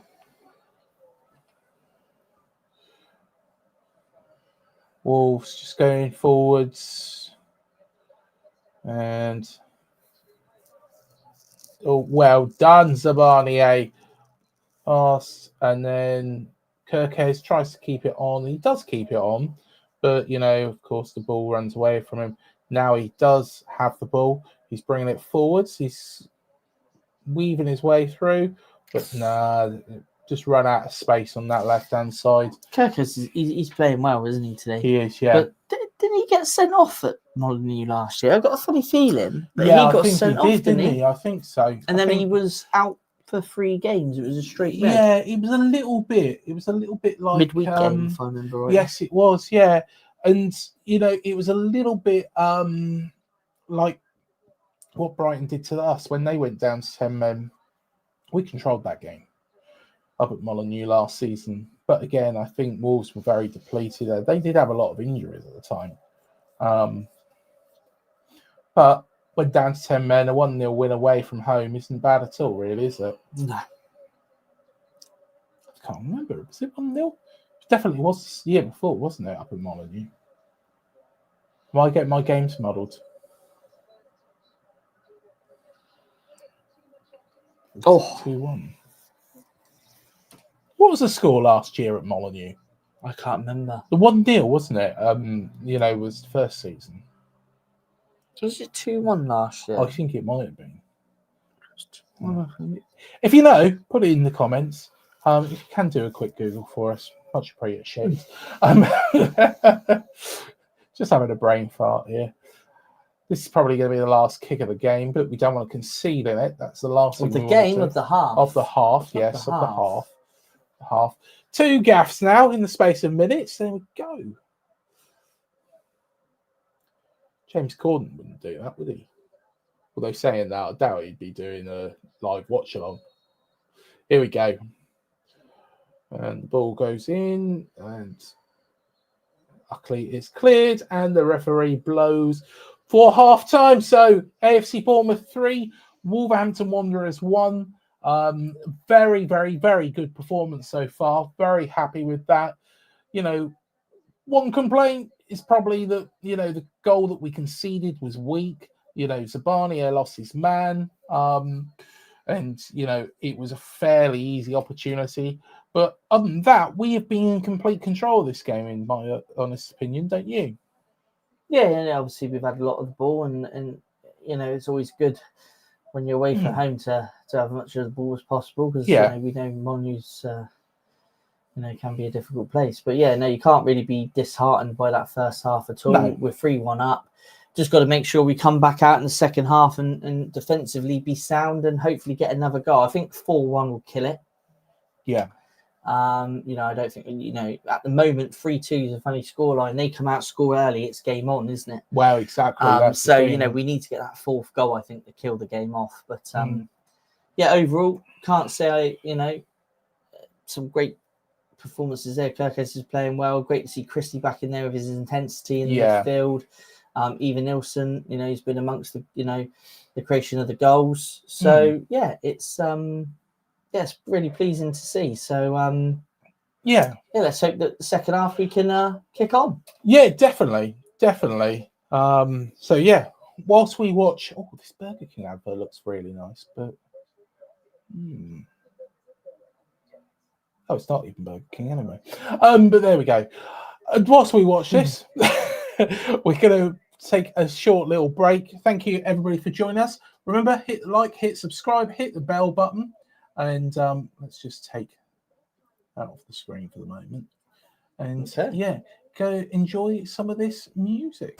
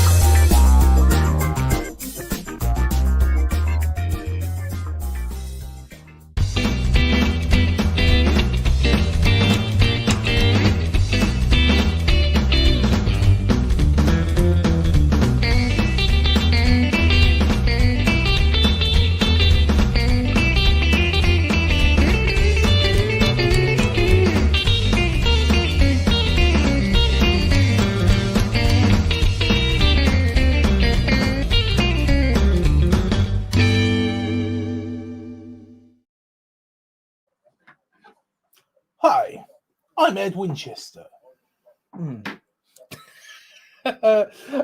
Welcome back, everybody, for the second half. There we are. Hopefully, you've got a choice of drinks. I've got some cherry coke. You're being a good boy, aren't you? Yes. But yeah, I've got some cherry coke, so I'm quite enjoying this. But yes, hopefully, you might be watching with a beer, for example. But let's have a little look at some of the comments that have come through. We have had Sion that's mentioned. I think we are playing. The most pleasing thing is that we're playing without. There we are. That's correction. Arguably, our two best players, Cook and Semenyo. Yeah, that's exactly what I think. I think. Semenyo, I was really worried. I thought it's a huge loss for this game. But we've coped. We've coped. Ryan Christie, I think, has been excellent. We missed him probably more than we've missed Semenyo today against Brighton. So, yeah, I think, it's good. Of course, Semenyo will be back for next week, so I wonder what he'll do. But I think Brooks has been excellent as well. I think Brooks has been really, really good. Yeah, Brooks has really, been really good. Brooks has been fantastic. Yeah. It's a good headache, though, from a manager's perspective. Now, obviously, this week he's got Semenyo out, gives him a headache. Who does he play? Player comes in, does well. Semenyo's available again, and it gives you a headache. Well, who do I drop? Yeah. It's a nice headache to have, but at the same time, must be also a difficult headache to have. So, I'm sure he's, happy. Will be happy when he's got all his players available to choose from. Because obviously that's better than having a lot of players not to choose from. So, Semenyo, fantastic player. I mean, I'm actually quite lucky enough to have this. Shall I show everybody? Yeah, go on. I'm actually quite lucky to have one of these signed, lovely pieces of art, which has been signed by the man himself. I love Semenyo. I absolutely love Semenyo. Lovely gift for my wife. Early birthday present, apparently. I've been told. Yes. Fair enough. Lovely. So yeah, I do love my signed and framed things, as you can probably tell from around the room. But you've got more shirts than absolutely anybody, I think. Yeah. That's just a few of my collection. Yeah, I don't ever get them printed anymore. With the names and numbers. I do. I mean, like Smithy, legend, Christie. I had to that season. I just loved when Christie come in. Love him now. Senesi, Brooks. Justin, Max Aarons, who I'm really fond of. Max Aarons. It's obviously, it's just difficult for him to get a game, but I think I think he is the replacement for Smithy. I think he's the future. He is the hand future. on heart. Reho, I think he probably offers something a little bit different. Yeah. He's a good player, Reho. Yeah, I like but, him. I think he's a little bit different.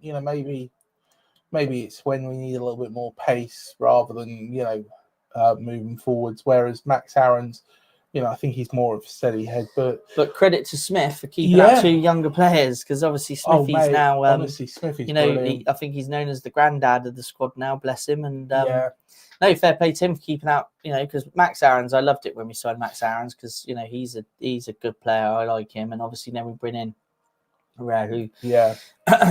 From Barcelona, and obviously he's competing with 2 very able right backs. So yeah, fair play to Smithy on that one.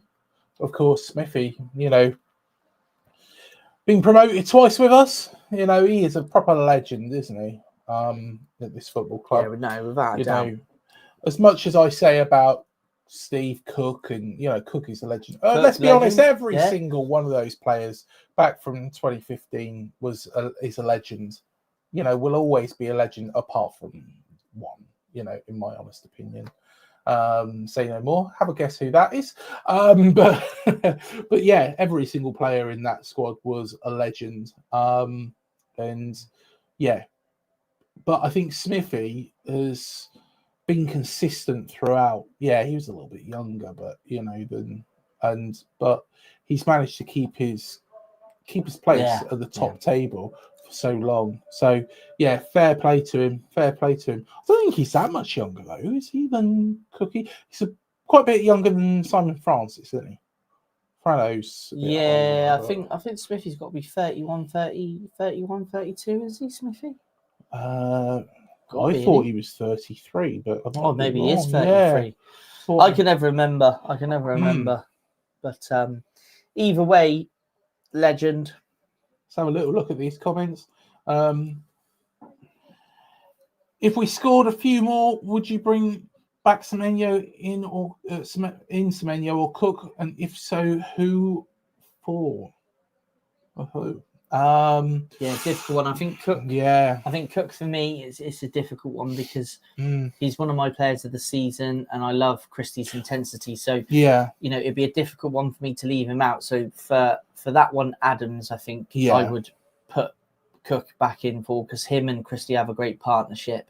Semenyo, I couldn't take Brooks out at the moment. I think Brooks has had a really, really good game. It's a difficult one. This is where it gets difficult because you've got such creative players in Brooks. Tavernier is given no reason why you drop him today. Brooks is not giving you a reason. Clive, I love him behind the front man anyway. So out of those 3, who do you take out to make room for? It's a great headache for a manager to have. I think personally, Iraola would go the Brooks route. I think it'd be Brooks, the unfortunate, that will lose his starting place from today's game. But yeah, great headache to have. Yeah. And now obviously we've kicked back off. Yep, we're a minute into the second half, aren't we? Yeah. And Tavernier is trying to organise ahead of this throw on. Wolves are taking their sweet time about it. We need to make sure we don't concede early in this half. Ideally not concede at all in this half, but let's get that 4th goal. It looks like Tavernier's on the break now. He's looking into the box. Lovely ball comes in. Oh! Rattled off a couple of defenders there, didn't it? And I just wonder if that was something they were trying off the training ground. Was going to try and pull it back because I think it was Clivert was in that position just off it, until we saw it again. Which, if we are going to see it again, pull it back and strike it, but it didn't happen. But I think that, there's got to be a lot of credit that has to go to, what work they've done on the training ground, because look at what we did against Arsenal. That was straight off the training ground. Yeah, and the one at Brentford. There's a few goals off the training ground that have paid off, isn't there? And clever. Goals, credit to Sean Cooper, obviously, who's the one that's been singled out as the set piece person. Yeah. But yeah. Wolves are moving forwards. Newcastle are 1 up, and of course it had to be Mark Gooey. who scored an own goal. Yes. And Nottingham Forest are 1-0 up through a Chris Wood penalty. Ugh.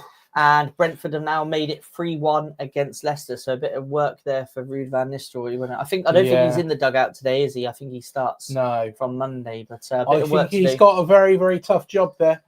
Bit of work to do. Very tough job. I think, I think he's going to, I think he could struggle.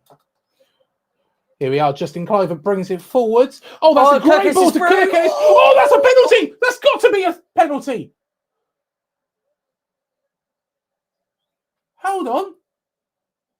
I think, no, the referee should go to the monitor, surely. I don't think it was. I think he gets the ball first. Hang on. Hold on. Let's have a look. So the ball's played through. Yeah, he gets did. the ball. Yeah, that's a great tackle. That is a very, very good tackle. Look at that. Look, he's first to the ball. Even before. Yeah, no, and he's not really made contact with the player. Yeah, initially, no. I think, No, yeah, but yeah. Apparently it isn't. No, the Wolves defender, made contact with the ball first before, the man. Very, very, very good tackle. Very good tackle. Before VAR, some referees probably would have given that.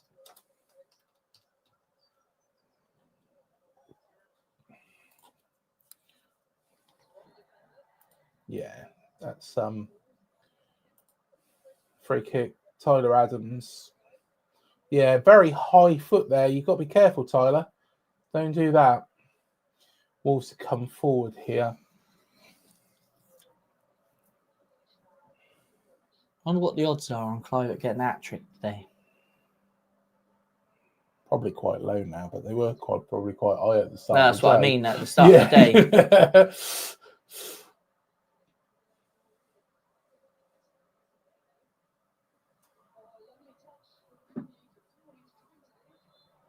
I think there's another couple of goals in this game, Don't you? Wow.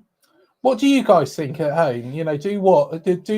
Do comment and let us know. Do you think there's another couple of goals in this game? Because I personally do think there is. It's not started as erratically as the first half, but yeah, I would say I think there's a couple more goals in it, but let's just hope that we're on the end of the couple. Yeah, exactly. Because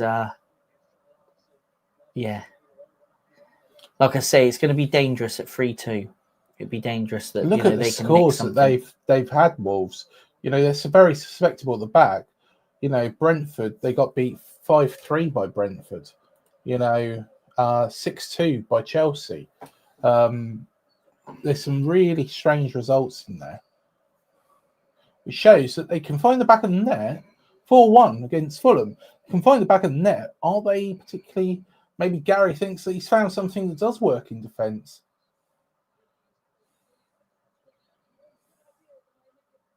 I like him as well. He's a good player.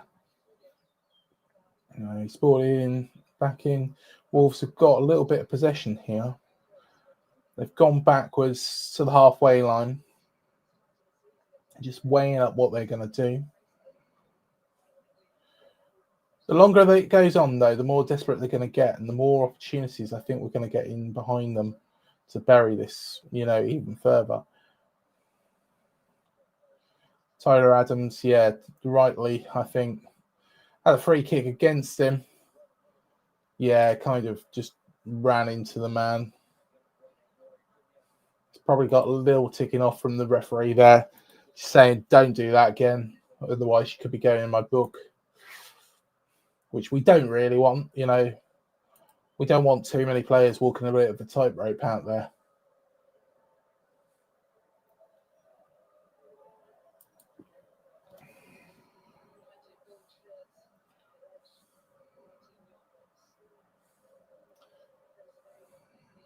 Kepa's in a very advanced position here. Is he going to move back onto his line?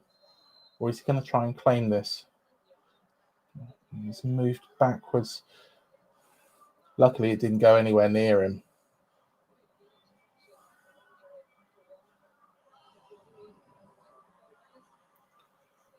Wolves moving forwards. On this left-hand side for Wolves. Or, well, right-hand side for Wolves.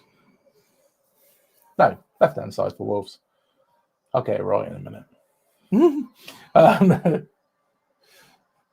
There you are. That's what it would have been. 1,000 to 1 at the start of the day. Cliver, I think. I don't know if it be. Was it? Is it really 1,000 to 1 hat trick? Or is I don't know. is that... I don't know. It might be a little bit. Yeah, be a bit gutted if it was, though, wouldn't you? And is this the longest quiz he hasn't had a yellow? Yeah, probably is actually. To be honest, he throws. There's still himself plenty into of time everything, yet. but yeah, the Wolves man has got a yellow there. That's of course Craig Dawson. Must have come on at half time, didn't he? Yeah. Yes, he did. He did. He came on after. Chopped Evan Nilsson down there. That's a professional foul, let's call it. Stop the man getting away from him. He decided, chop him down was the safest aspect. Now, probably about 30. Yeah. I made that up. Yeah. I thought, it was quite high odds. To be honest, I'm not a betting man, to be honest. I don't ever really have bets. So, to be honest, you could probably say something to me and I'd probably believe, I probably would believe it. I always have pound on accumulator. I used to do that years ago. And I've become like one game from winning 11.5 grand. Obviously, I didn't win it. Derby versus Brighton it was.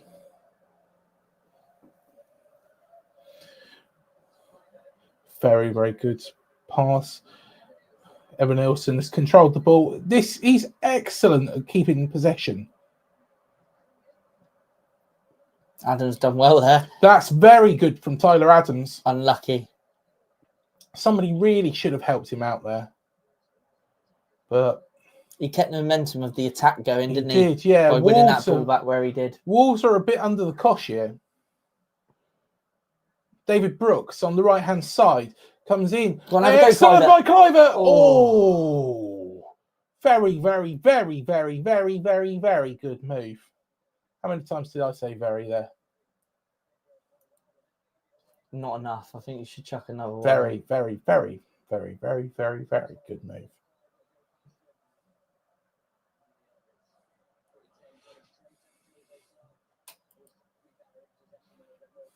There you are. I'm going for Wolves 2, Bournemouth 4 full time.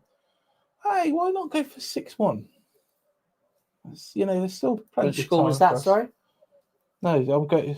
Sion said going for that. Yeah, that's. To be honest, they do score a lot. They do score a lot of goals, but they concede a hell of a lot as well, Wolves.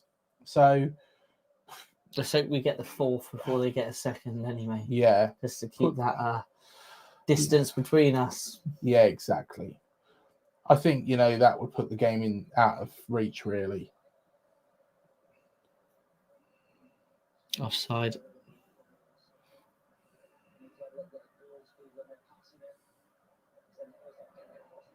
The Wolves fans don't look very happy.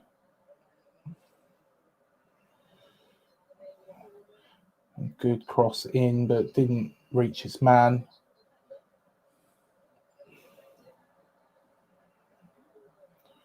Oh, Tavernier, well done, Tavernier. Ryan Christie. First time I can remember us playing Wolves was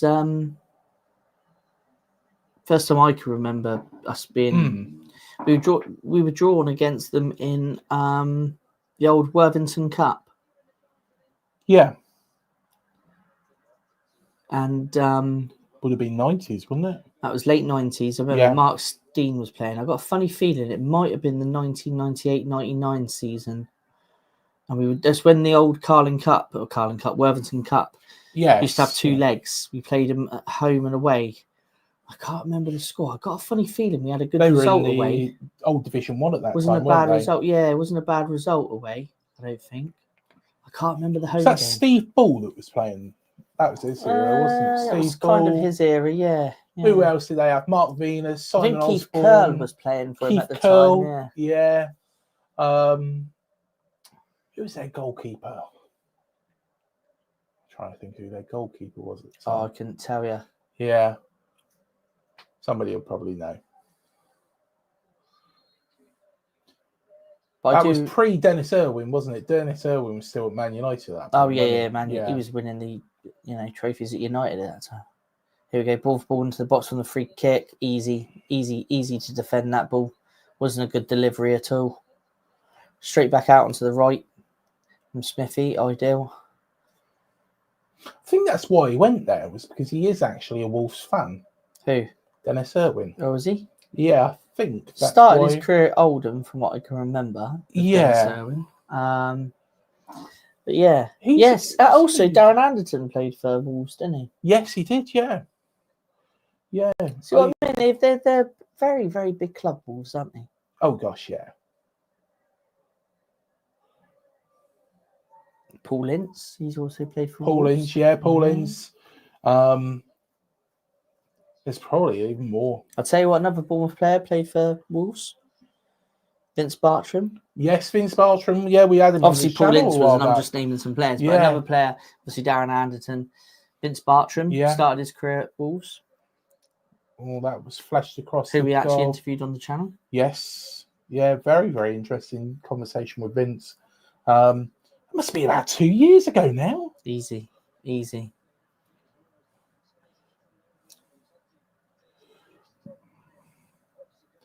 Luckily, nobody was on the end of that. You know, if anybody was there. Benicophobe. Yes. Obviously. Yeah. Yeah, Bennett was there. Bennett went back there, didn't he? Yes.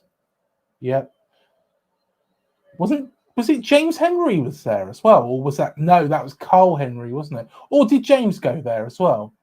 I do remember James Henry, but I don't remember James Henry when he was on loan at Bournemouth from Reading. Yeah. Because I think he came the same time as Alex Pearce. Yes, he did. Yeah.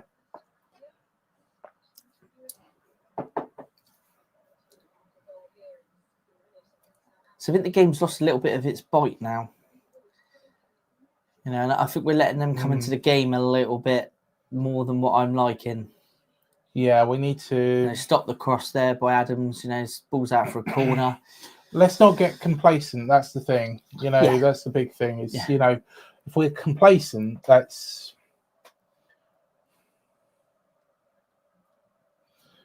This ball's going to come straight into the box. There's a cue there, but Kepa's got a Kepa, punch. very, very good.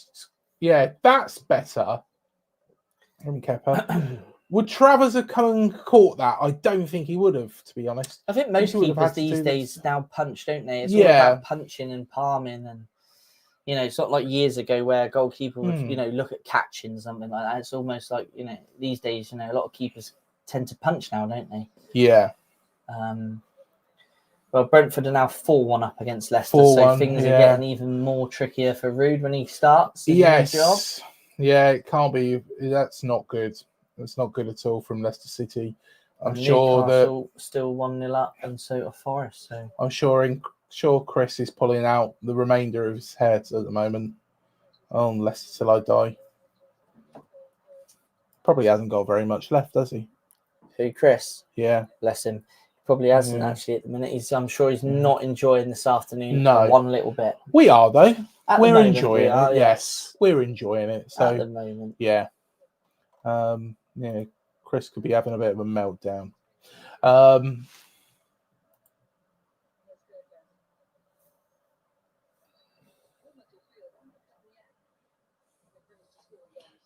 Can see the anger in his face. Yes, he's not happy.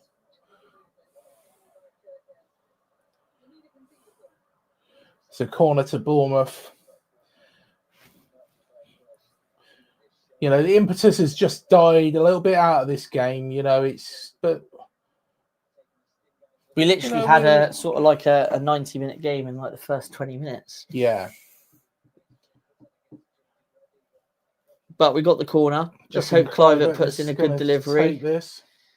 And if he can, let's hope it gets onto somebody's head, or this is going to be one of Sean Cooper's magnificent set pieces from the training ground. He's waving Kirkes into this position, but long ball in, nice and long in towards Senesi. Adams, scrapped out. They scrapped the ball out. Tavernier picks it back up and back towards Christie, puts the ball in. Nice and easy defending there for Wolves. But again, we win it back in the midfield with Kirkes. Looks like Zabani. He's going to knock the ball down the wing. Down to Justin Kluivert, who's gone down. He's holding the back of his leg, which is worrying.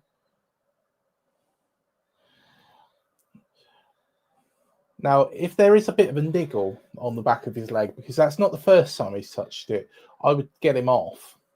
Now, the player at this point in time they're bringing on now obviously looks like we're sacrificing Brooks is going off. But the players that they're bringing on, is it Forbes? Yes. I like this player. There's Dongo. Dongo is coming on. Do you know what? I'm sure like Dongo wants to start every game, but do you know what? I love Dongo coming on from the bench. I love what he brings from the bench. Yeah. So for me, he's the perfect kind of player to bring from the bench. But like I say, Forbes that's coming on for Wolverhampton now, he's a great little player. I like him. He's strong as well. I've got a funny feeling he had a spell at Man City, didn't he? Did he have a spell at Man City? I think he did, yeah. Yeah, I think he did. So he's good. Forbes he's strong. and Guedes comes on.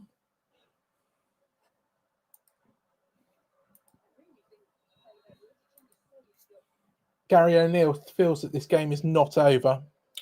He's got to be seen to be doing something as well, hasn't he? And Tavernier goes backwards with it.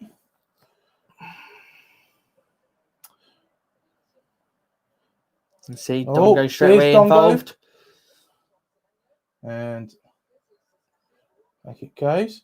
Although, Jose Sarr just had a little bit of a wobble there. Oh, Adam Smith. That looks painful. It's an off the ball thing. I think, to be honest, it might be good to introduce maybe Max Aaron shortly, just try and get some pace down that wing. Might be a good idea anyway. I mean, Smithy's fantastic player. I'm a big fan of Smith, always have been.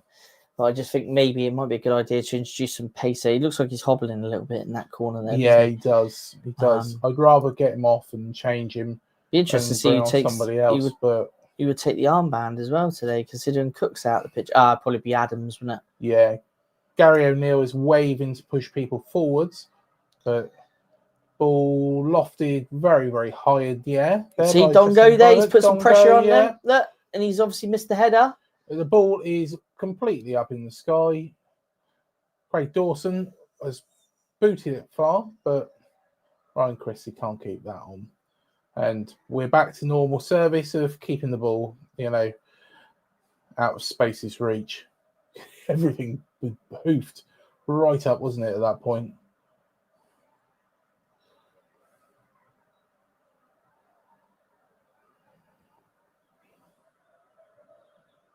Right, Christie on the ball. Doesn't stop running. Great ball that. I think Dongo was looking at being played in there. Yeah. Tyler Adams is... I think he was quite disappointed by that. Oh, Wolves moving forwards. Can you? Very quickly there. Midfield two. Battle combined to win that ball back. Christie just does not stop going. He's the man of the match for me so far. Most definitely. Kirkes on the ball. He's going to go back to Kepa Azabalanga, who's not going to mess around with it this time. Wolves do seem to have increased, albeit very slightly, the intensity moving forwards. Would I say that they're...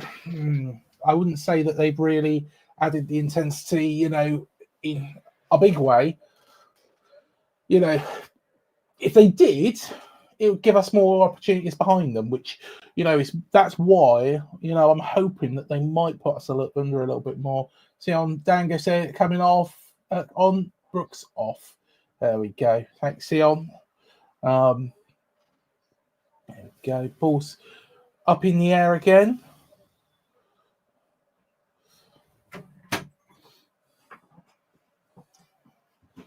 And I must. Sorry, that wasn't me breaking wind there. That was just me sitting down on this dodgy chair. Oh, is it? Did you hear that? Yeah, it's a bit of a. Yeah. Yeah. Sorry, I do No, apologise that's there. all right. That's all right. That's Don't not worry. me, You didn't have your microphone on. That's not Nobody me could hear. breaking wind live on YouTube. This half, though, I mean, Yeah, they've had more possession, haven't they, Wolves? Yeah, it's quite clear they've cut. upped the intensity a little bit, but they've not upped it too much because I think they know what's going to happen. We're going to be able to get round the back of them and really make things even more dangerous for them. Nothing else changed in the other scoreline so far by the looks of things. It's probably for the best at Brentford because otherwise Chris is going to be pulled next time you see him. He's already quite bald.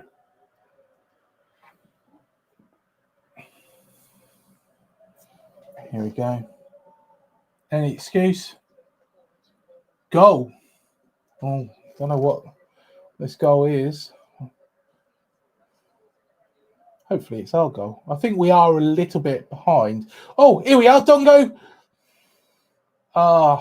It's just stopped him in his tracks there, didn't he? Lost it. Wolves move forwards. Oh, no, don't say this is what you mean. Yeah, it is what you mean. Too easy. Wolves are back in it.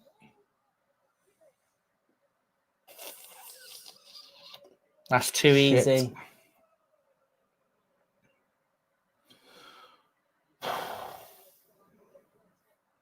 Well, now they have got the impetus. Every time we do one of these, it's always quite a nice scoring game, isn't it? Okay, let's just update. Can't remember the last time we did one, to be honest. Aston Villa, I think. Or was it Everton? No, I think we did. No, it might have been Everton. It's the last game of the season, wasn't it? Oh, that's a little while ago then, isn't it? Yeah.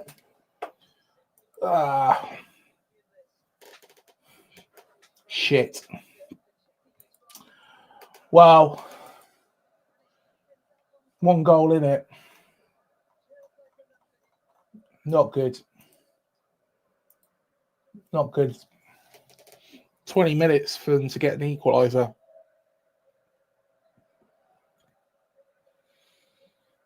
Come on, Andoni.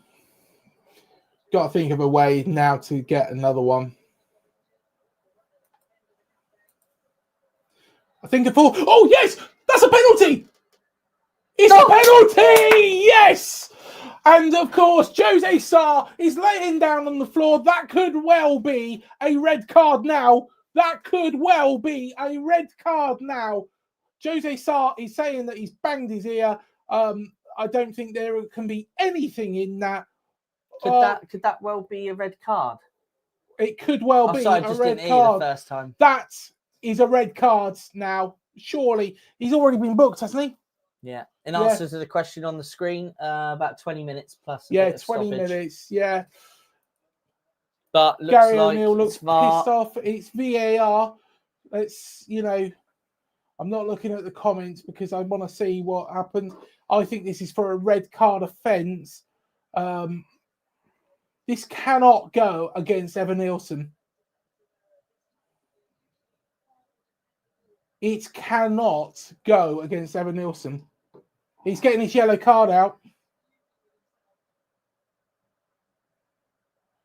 He's waiting for it.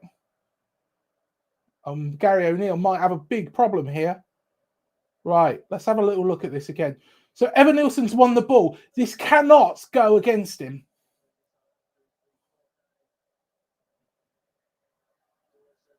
He's won the ball. He's won the ball. Jose Sarr, he's got to go. He has been booked from the first half, 100%, hasn't he? The yellow card is out.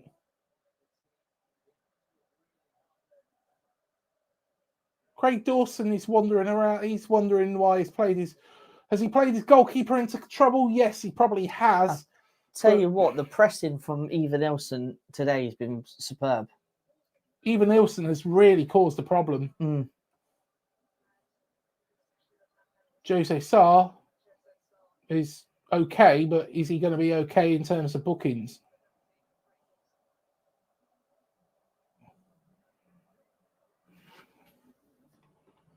The The referee has still got the yellow card in his hand. He's only booked earlier. He was only booked earlier because it was booked earlier. But Well, we shall see what happens.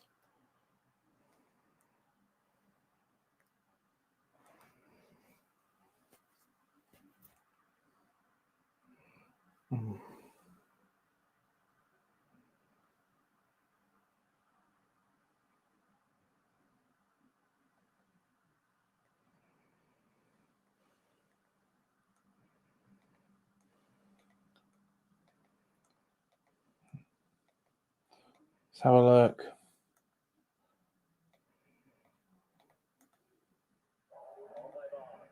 Let's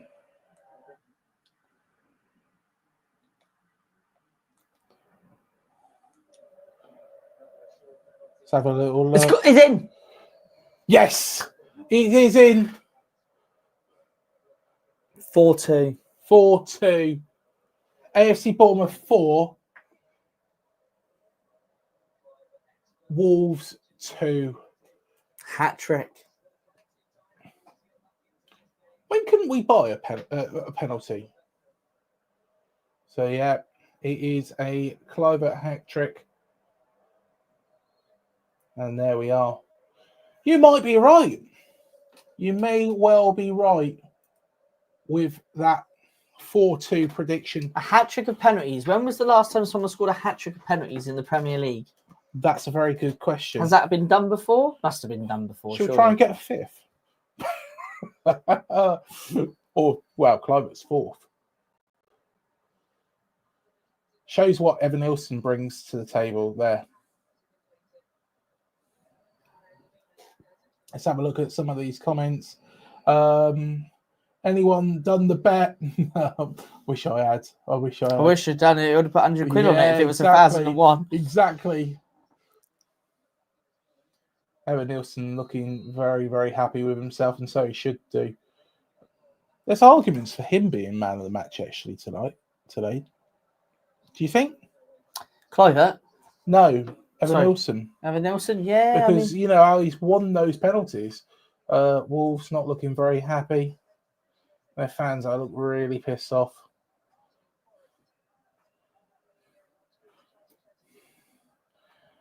If there's any Wolves fans with us, is Gary O'Neill a miracle worker or a Muppet? Do let us know your thoughts. Well, Justin Clivert will not be getting 4 goals. He is just heading off the pitch, but I think he's done his job, isn't he? Gets the match ball, doesn't he? Yeah, he's happy with that. Happy with that. Somebody with one of those tub caps on. He's looking happy. Course, Thursday night game. Tottenham. Oh, it's stupid, isn't it? Thursday night games. Why? I don't understand it. Just don't understand it. Thursday night game. TV money and money speaks, doesn't it? Yeah. Money talks, so should I say. I think it's on Amazon, isn't it? It's the Prime games next week, yeah. Do you think Evan Nilsson will take over penalties next season? No, not if Clivert's still here, no. No, most definitely not.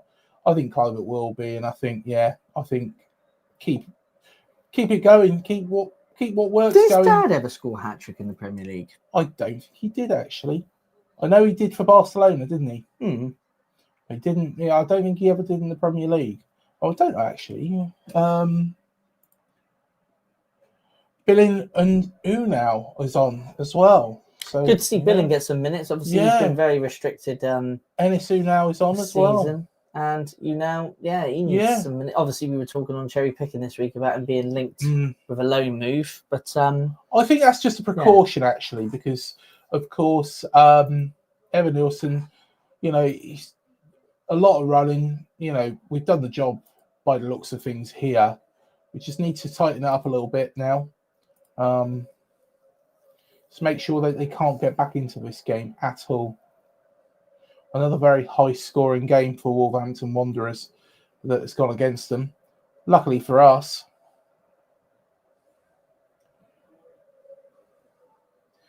Nobody predicted this. I thought that... I even said 2-1. I said 2-1 for my prediction. because I thought it was going to be a lot tighter. I thought Gary would have probably learned from, previous mistakes, but, obviously not, which is good for us, which is very, very good for us. Be good to get back onto winning ways, though. For me, that's the most important thing. The most important thing is we've got Spurs coming up. Yeah. Who, we know what Spurs can are do. Spursy. Yeah, though. I mean, we can, depends what Spurs sides turn up on the day, but and then we go to Ipswich, who are, they're fighting at the bottom there. So 2 difficult games coming up. So today, 3 points is very important to keep our season on track, really, isn't it? Yeah. Is it going to be the Spurs that have turned up, against Man City and beaten 4-0? Or is it going to be Dom back as well, who obviously will be, wanting to put the ball in the net, which hopefully he doesn't. I'd like to think if he did, he wouldn't celebrate. But I don't think he will. I think, I think he respects. We've got enough respect for the club, hasn't he? Yeah. And so 2 very difficult games coming up. So 3 points are vitally important here. I don't think many players would do. Who left us on good terms from of course those seasons. I think Lerma, if he scored, he wouldn't celebrate. I tell you what, the only player that I think would have celebrated is Ryan Fraser. And yeah. To be honest, he has to get, I don't even say his name anymore. I don't even want to hear him spoken of. Yeah. He's not even getting his game at Southampton, to be honest. Was it Senesi down, is he? Yeah, Senesi's down. Well, 10 minutes of normal time. Obviously, we knew there'd be goals in this game today. I did say at the start, didn't I? I think I could see goals being in this game, and both sides haven't disappointed there. No, but it's just important we see the game out now, get the result. Just getting a little bit of the magic spray on. Dean Howson is coming on. Rumours that he is unhappy here at Bournemouth, mainly because of the game time, which positive and negative, really. The thing is he's got 2 players that are at the top of their game in front of him. Senesi and Semenyo. How can you actually take one of them out of it? Either Nilsson or Solanke, if you had to choose. At this moment in time, I'd still pick Solanke. I think I would, because he's proven that he's done it. But I think Evan Nilsson is a very good player. God, could you imagine having both of them in your squad? That'd be really dangerous, wouldn't it? We'd be very dangerous. Very dangerous. Yeah, that's a difficult one. Yeah. I think at the moment I'd have to edge with Dom, because he's done it. He's proven that he can score goals in the Premier League now, but even Nilsson's doing the similar thing. He's creating, he's scoring at the minute. So it's like I said on Cherry Picking the other night. If Evan Nilsson gets us 10 goals, 10, 11 goals this season, that's a great return on his money for his first season. And then hopefully next season he kicks on again. But that's a handball. Yeah, that is. Yeah, his hands are in an unnatural position, and they've kicked the ball straight onto his hand. Unfortunately for Adams, that is got to be going against him. They're bringing on. This is the guy I like, isn't it? Wang Hee Chan. He's brought on a piece of paper as well. Of course, Gary O'Neill has written something Secret message. Basically, it says we've got to get at least 2 goals in the next 8 minutes. Do you know what I would do if I was one of our players? I'd reach out and have a little look myself. Who did that? Cole Palmer, wasn't it? Cole Palmer, yeah. They were all huddled, weren't they? And then he's kind of looked in. Yeah, he held his hand out. They've passed it to him, not realising he's the opposition player. Oh, picks the ball up. Fouled. Yeah. Definitely a foul. Lots of fouls in this game. I think we could be on for quite a bit of injury time again. Who now keeps control of the ball very well there. Done well there. Yeah, he did.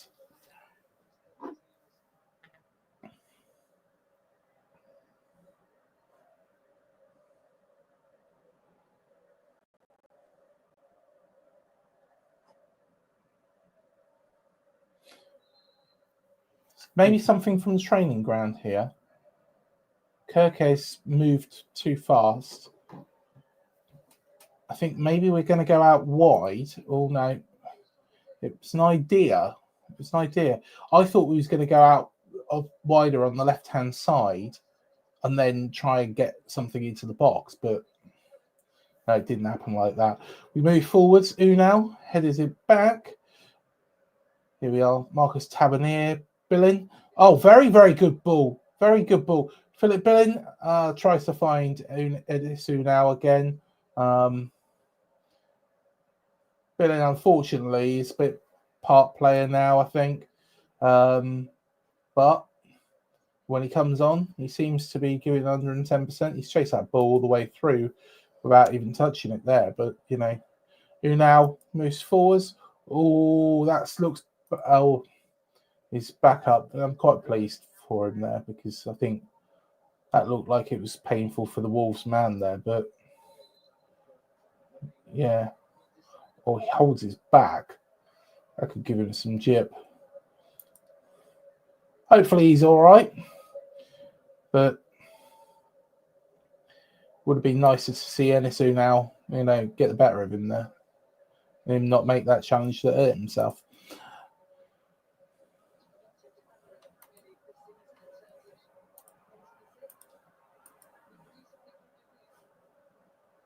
Forwards, Wolves come left-hand side.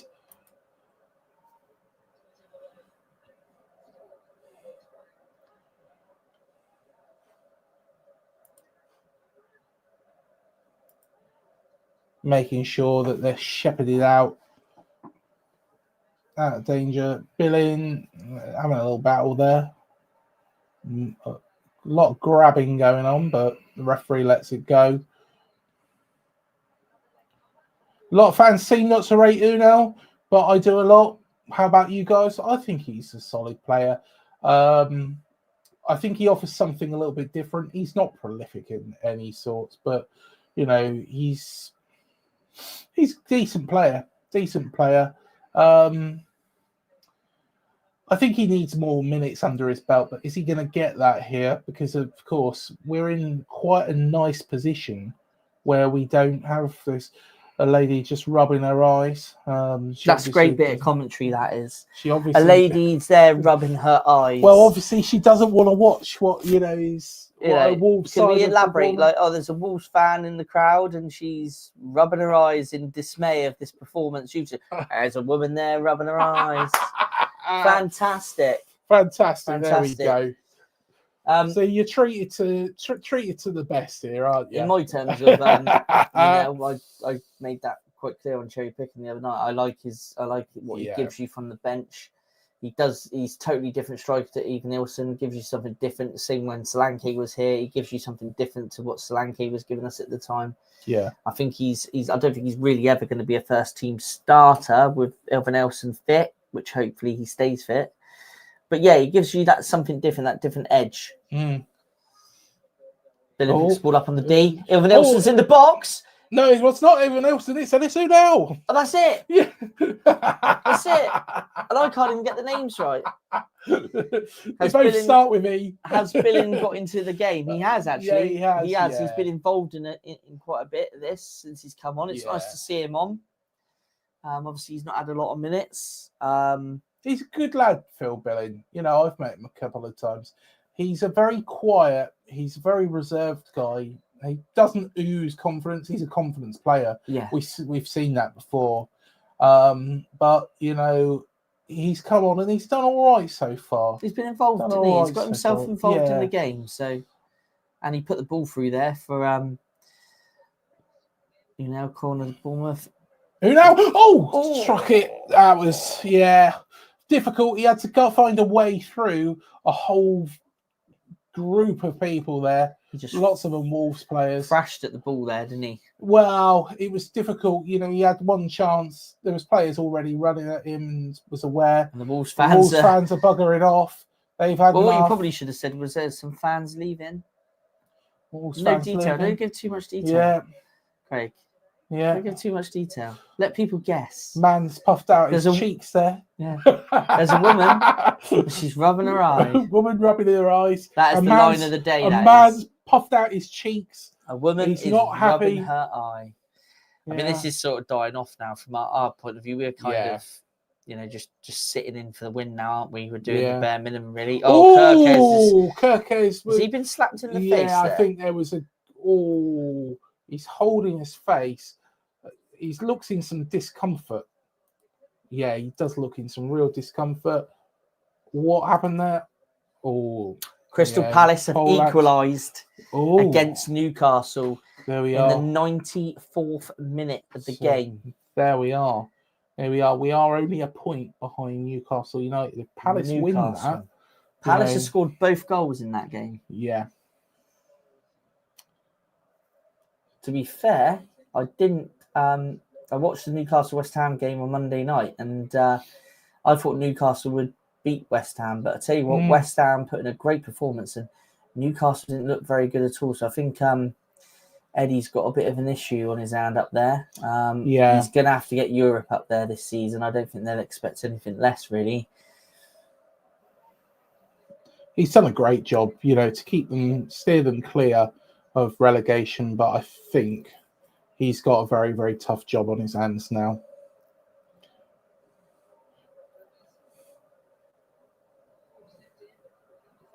So just keep possession, guys. As well as that, what's he? Amanda Staveley and Mamas Gardy, is it? I think they were big supporters of Eddie Howe. They've both left Newcastle United, and I think there's a little bit of friction between him and some of the. I don't think that new director of football's helped either, is it? No, I don't. Is that think 9 minutes? 8 minutes again. 8 minutes again. So yeah. 8 minutes from 3 points on the board. So in terms of the live table, that does place us at 11th, 1 point behind Newcastle, as you said. Fulham and Manchester United yet to play. I think both of those teams can overtake us in the table. But again, it's 3 points on the board, isn't it? Exactly. West Ham probably won't do. They're quite a way back in, the goal difference stakes. And then you've got a big gap forming now to Everton and Leicester, Crystal Palace. This puts Wolves back in the drop zone. Ipswich are on the 9 points. And Southampton are marooned. I still think Wolves go down. I still think this could be a very, very good weekend. Who have Everton got? I can't. I've not really got much of an interest in Everton, but at the end of the day, looking at that relegation fight, Everton, this could be a very good weekend for them, really. Could be a very, very good weekend for Everton fans. What start to the game? Clive at 3rd minute, Kirkes 8 minutes, and then in between that, sandwiched between that was the Wolves goal. Erratic 10 minutes. It was, yeah. It was. I didn't have the bloody scores ready. I didn't ever think it was going to go up that high. No.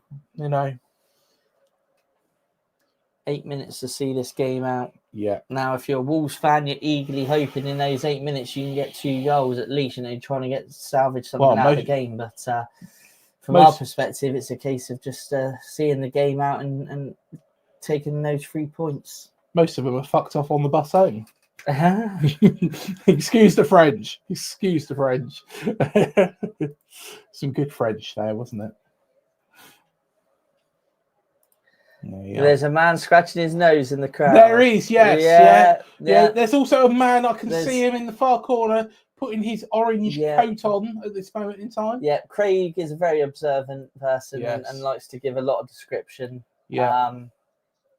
Hell of a game for the neutral, which just said at the start that it would be a good game for the neutral if goals were provided, and we've been blessed with goals on this one. So this is and luckily we're on the right side of the goal tally. Got to be first on match of the day, don't you think? Or is it going to be the Brentford-Leicester game? Brentford-Leicester's got a bit more probably weight behind it with Ruud van Nistelrooy going in there, taking over shortly, and Then you obviously had the Brighton Southampton game last night, which I doubt would be first. But Oh, there's a sea of them now leaving. They've had enough now. any chance of Gary O'Neill out? I think there's going to be some boos. And I think the Muppets are going to they're probably going to be thinking more towards Kermit the Frog than the Einstein Muppet. Smithy's just taking one to the face there as well. Yeah. Well, it's been a Kepa's, good afternoon so far from our point of view. Kepa's appealing. Let's just have a look. The goals we conceded with any disappointment. Oh really no, it wasn't. It was on the back of the leg. Cunha, yeah, bit of a. Oh, Cunha's not happy. Philip Billings having a bit of a laugh with him, but he's kind of brushed Billing away. Cunha's going to get a booking here, and deservedly so, I think.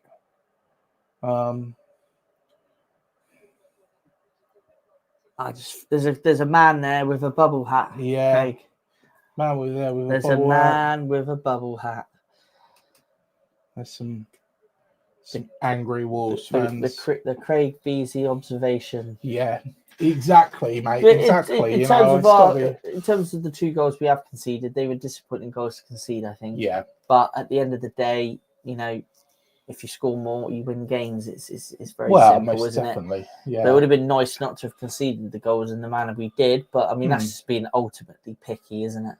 Yeah. You would take 4-2 at the start of the day all day long, And I would have taken a draw. I think any points you get away from home is massive anyway. But yeah, definitely. Kirkes picks up the ball. He's going to throw it in. Oh no! Is he going to throw it in? Or is he going to throw it out? He's going to throw it in. He's going to throw it in. Yep. Goes to Enisu now, and Enisu now wins another throw on. Kirkes will move forwards, and he probably put this one in the box, won't he? I think so. Looks like it.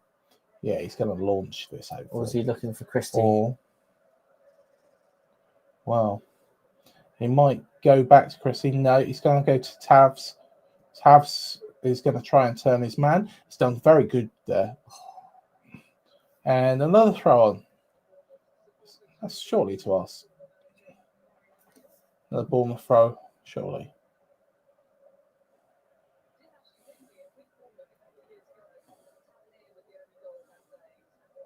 Enisu now. And it's a Wolves goal kick. And it's fizzling out there.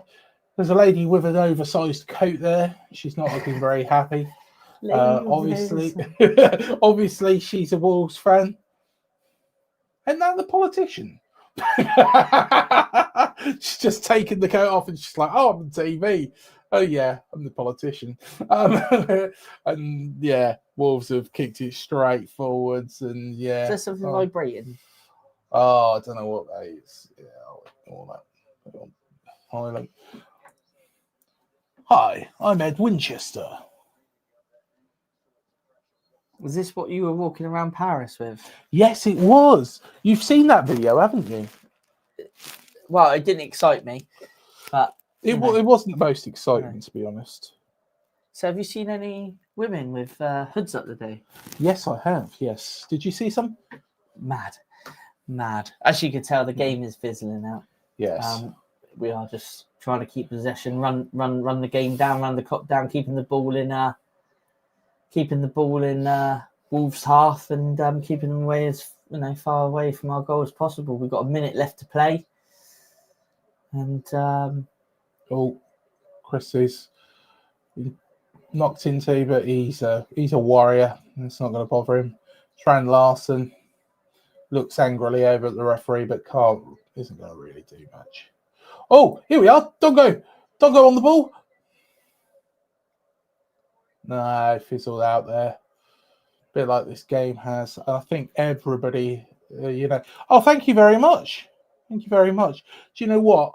I'm either new John Motson or Clive Tilsley. All the games are full time now. All the games for full time. Yeah. A very busy period. Brentford 4, Leicester 1, Palace 1, Newcastle 1, Forest 1, Ipswich 0. Maybe you should do, what do you call it, the classifieds? Oh, yeah, it was the same bloke every tea time. I remember that. Yeah. Every Saturday tea time, come home from football. I don't think he actually ever retired, did he? I think he has passed away, sadly, now. There we are, the end of the game. Gary O'Neill shakes the hand of Andoni Iraola. He's not very happy, as you can see, but, you know, is this the last that Wolves fans will see of Gary O'Neill? I'm sure they'll give him a does his former club give him the chop? Mm-hmm. There's been a lot of talk for a long time, isn't there, about his position? And this is like Dave said from Talking Wolves, this is a period of games where they need to start picking up points, Wolves. I'm, based on this, they're good enough going forwards, Matt. Wolves. They're not good enough defensively. I wouldn't say they played badly. I wouldn't say they played like a relegated threatened side, but they do concede. Obviously, 3 of our goals they were from the spot, but obviously they conceded the penalties. Yeah. But yeah, overall, it's going to be a tough season for them, and I still think, unfortunately, they go down. Yeah. Justin Kluivert, is he going to go and get the match ball? There you go. He's an happy bunny. Gary O'Neill applauds his fans. And there's the boos ringing out. Yeah. Not as bad as I thought they would be. No. But he looks that's like because most of them have got home. Well, yeah, most of them have buggered off.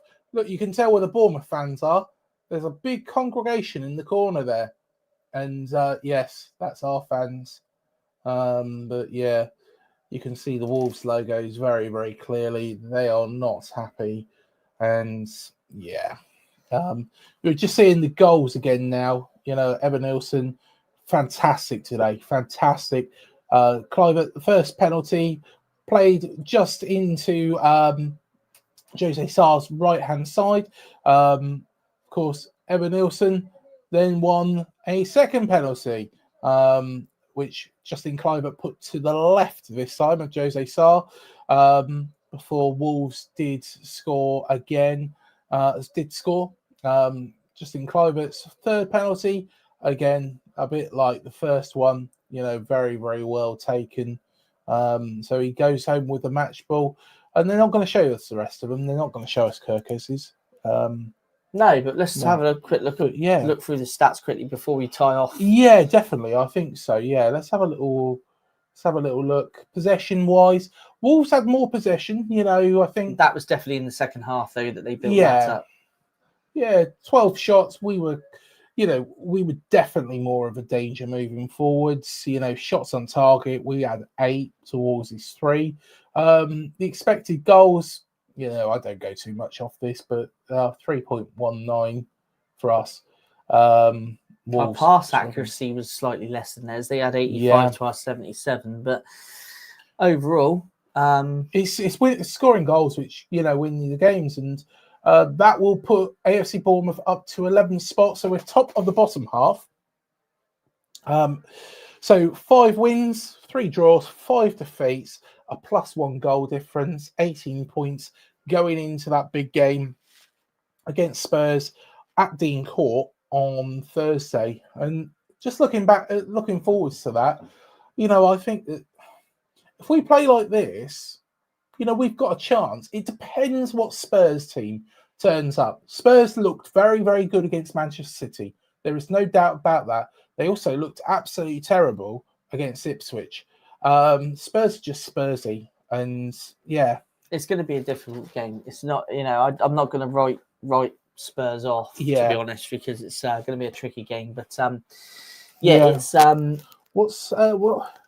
got a nice one, guys. We both got back on track. We need to show these big boys Long-haired Yeti's Cave. Yeah. There we are. Forest Thank you very much. Forest fan, I think. Forest fan. Yes, I think so. Forest fan. Yeah, I think you are. Yeah.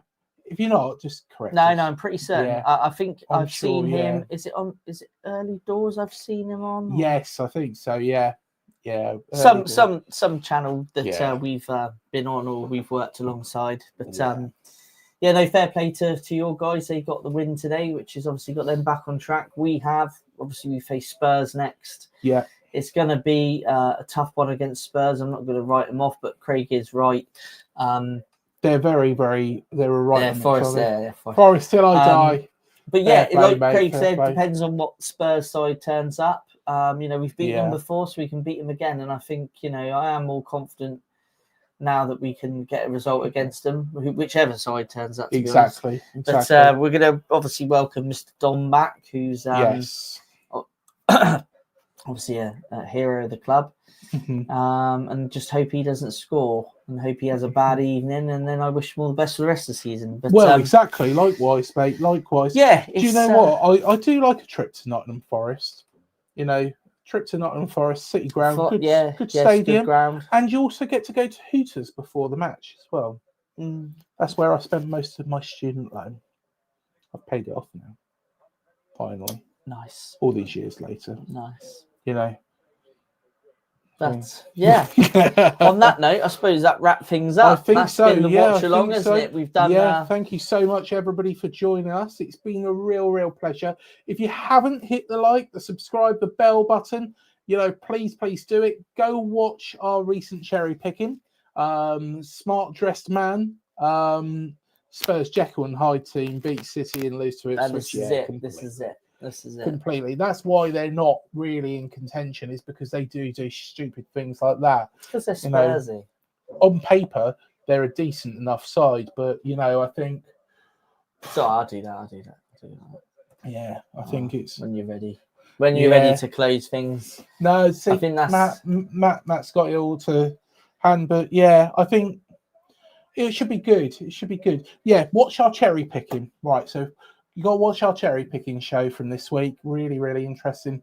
But do go and watch out the last one as well. Last week, because we had Mark Pugh and Neil Meldrum. If you are a Bournemouth fan, I don't need to tell you who they both are. If you're not a Bournemouth fan, Mark Pugh is an absolute legend who was signed from Hereford United. Was it for 40,000? It went to a tribunal. Tribunal, didn't it? Yeah. But that's the figure that I've heard. A bargain, anyway, for the service that the guy gave the club. Yeah. And Neil Meldrum is the head writer for... He's now... I should say, yeah.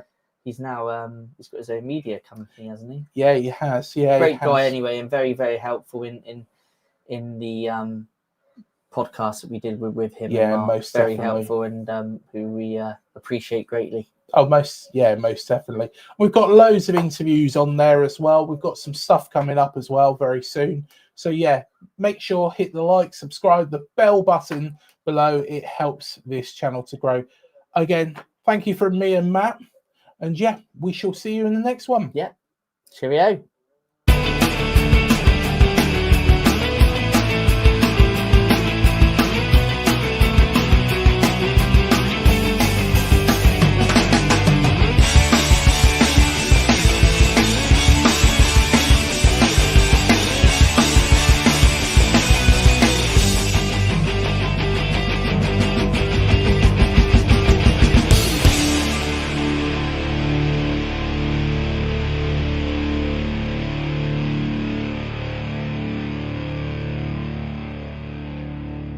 TalkSport Fan Network. The ultimate on-demand destination for the UK's best fan-led football podcasts. Want authentic supporter insight on all things Bournemouth? Follow Up the Cherries in all departments on the TalkSport Fan Network. Club-dedicated content created by the fans, for the fans. Search TalkSport Fan Network.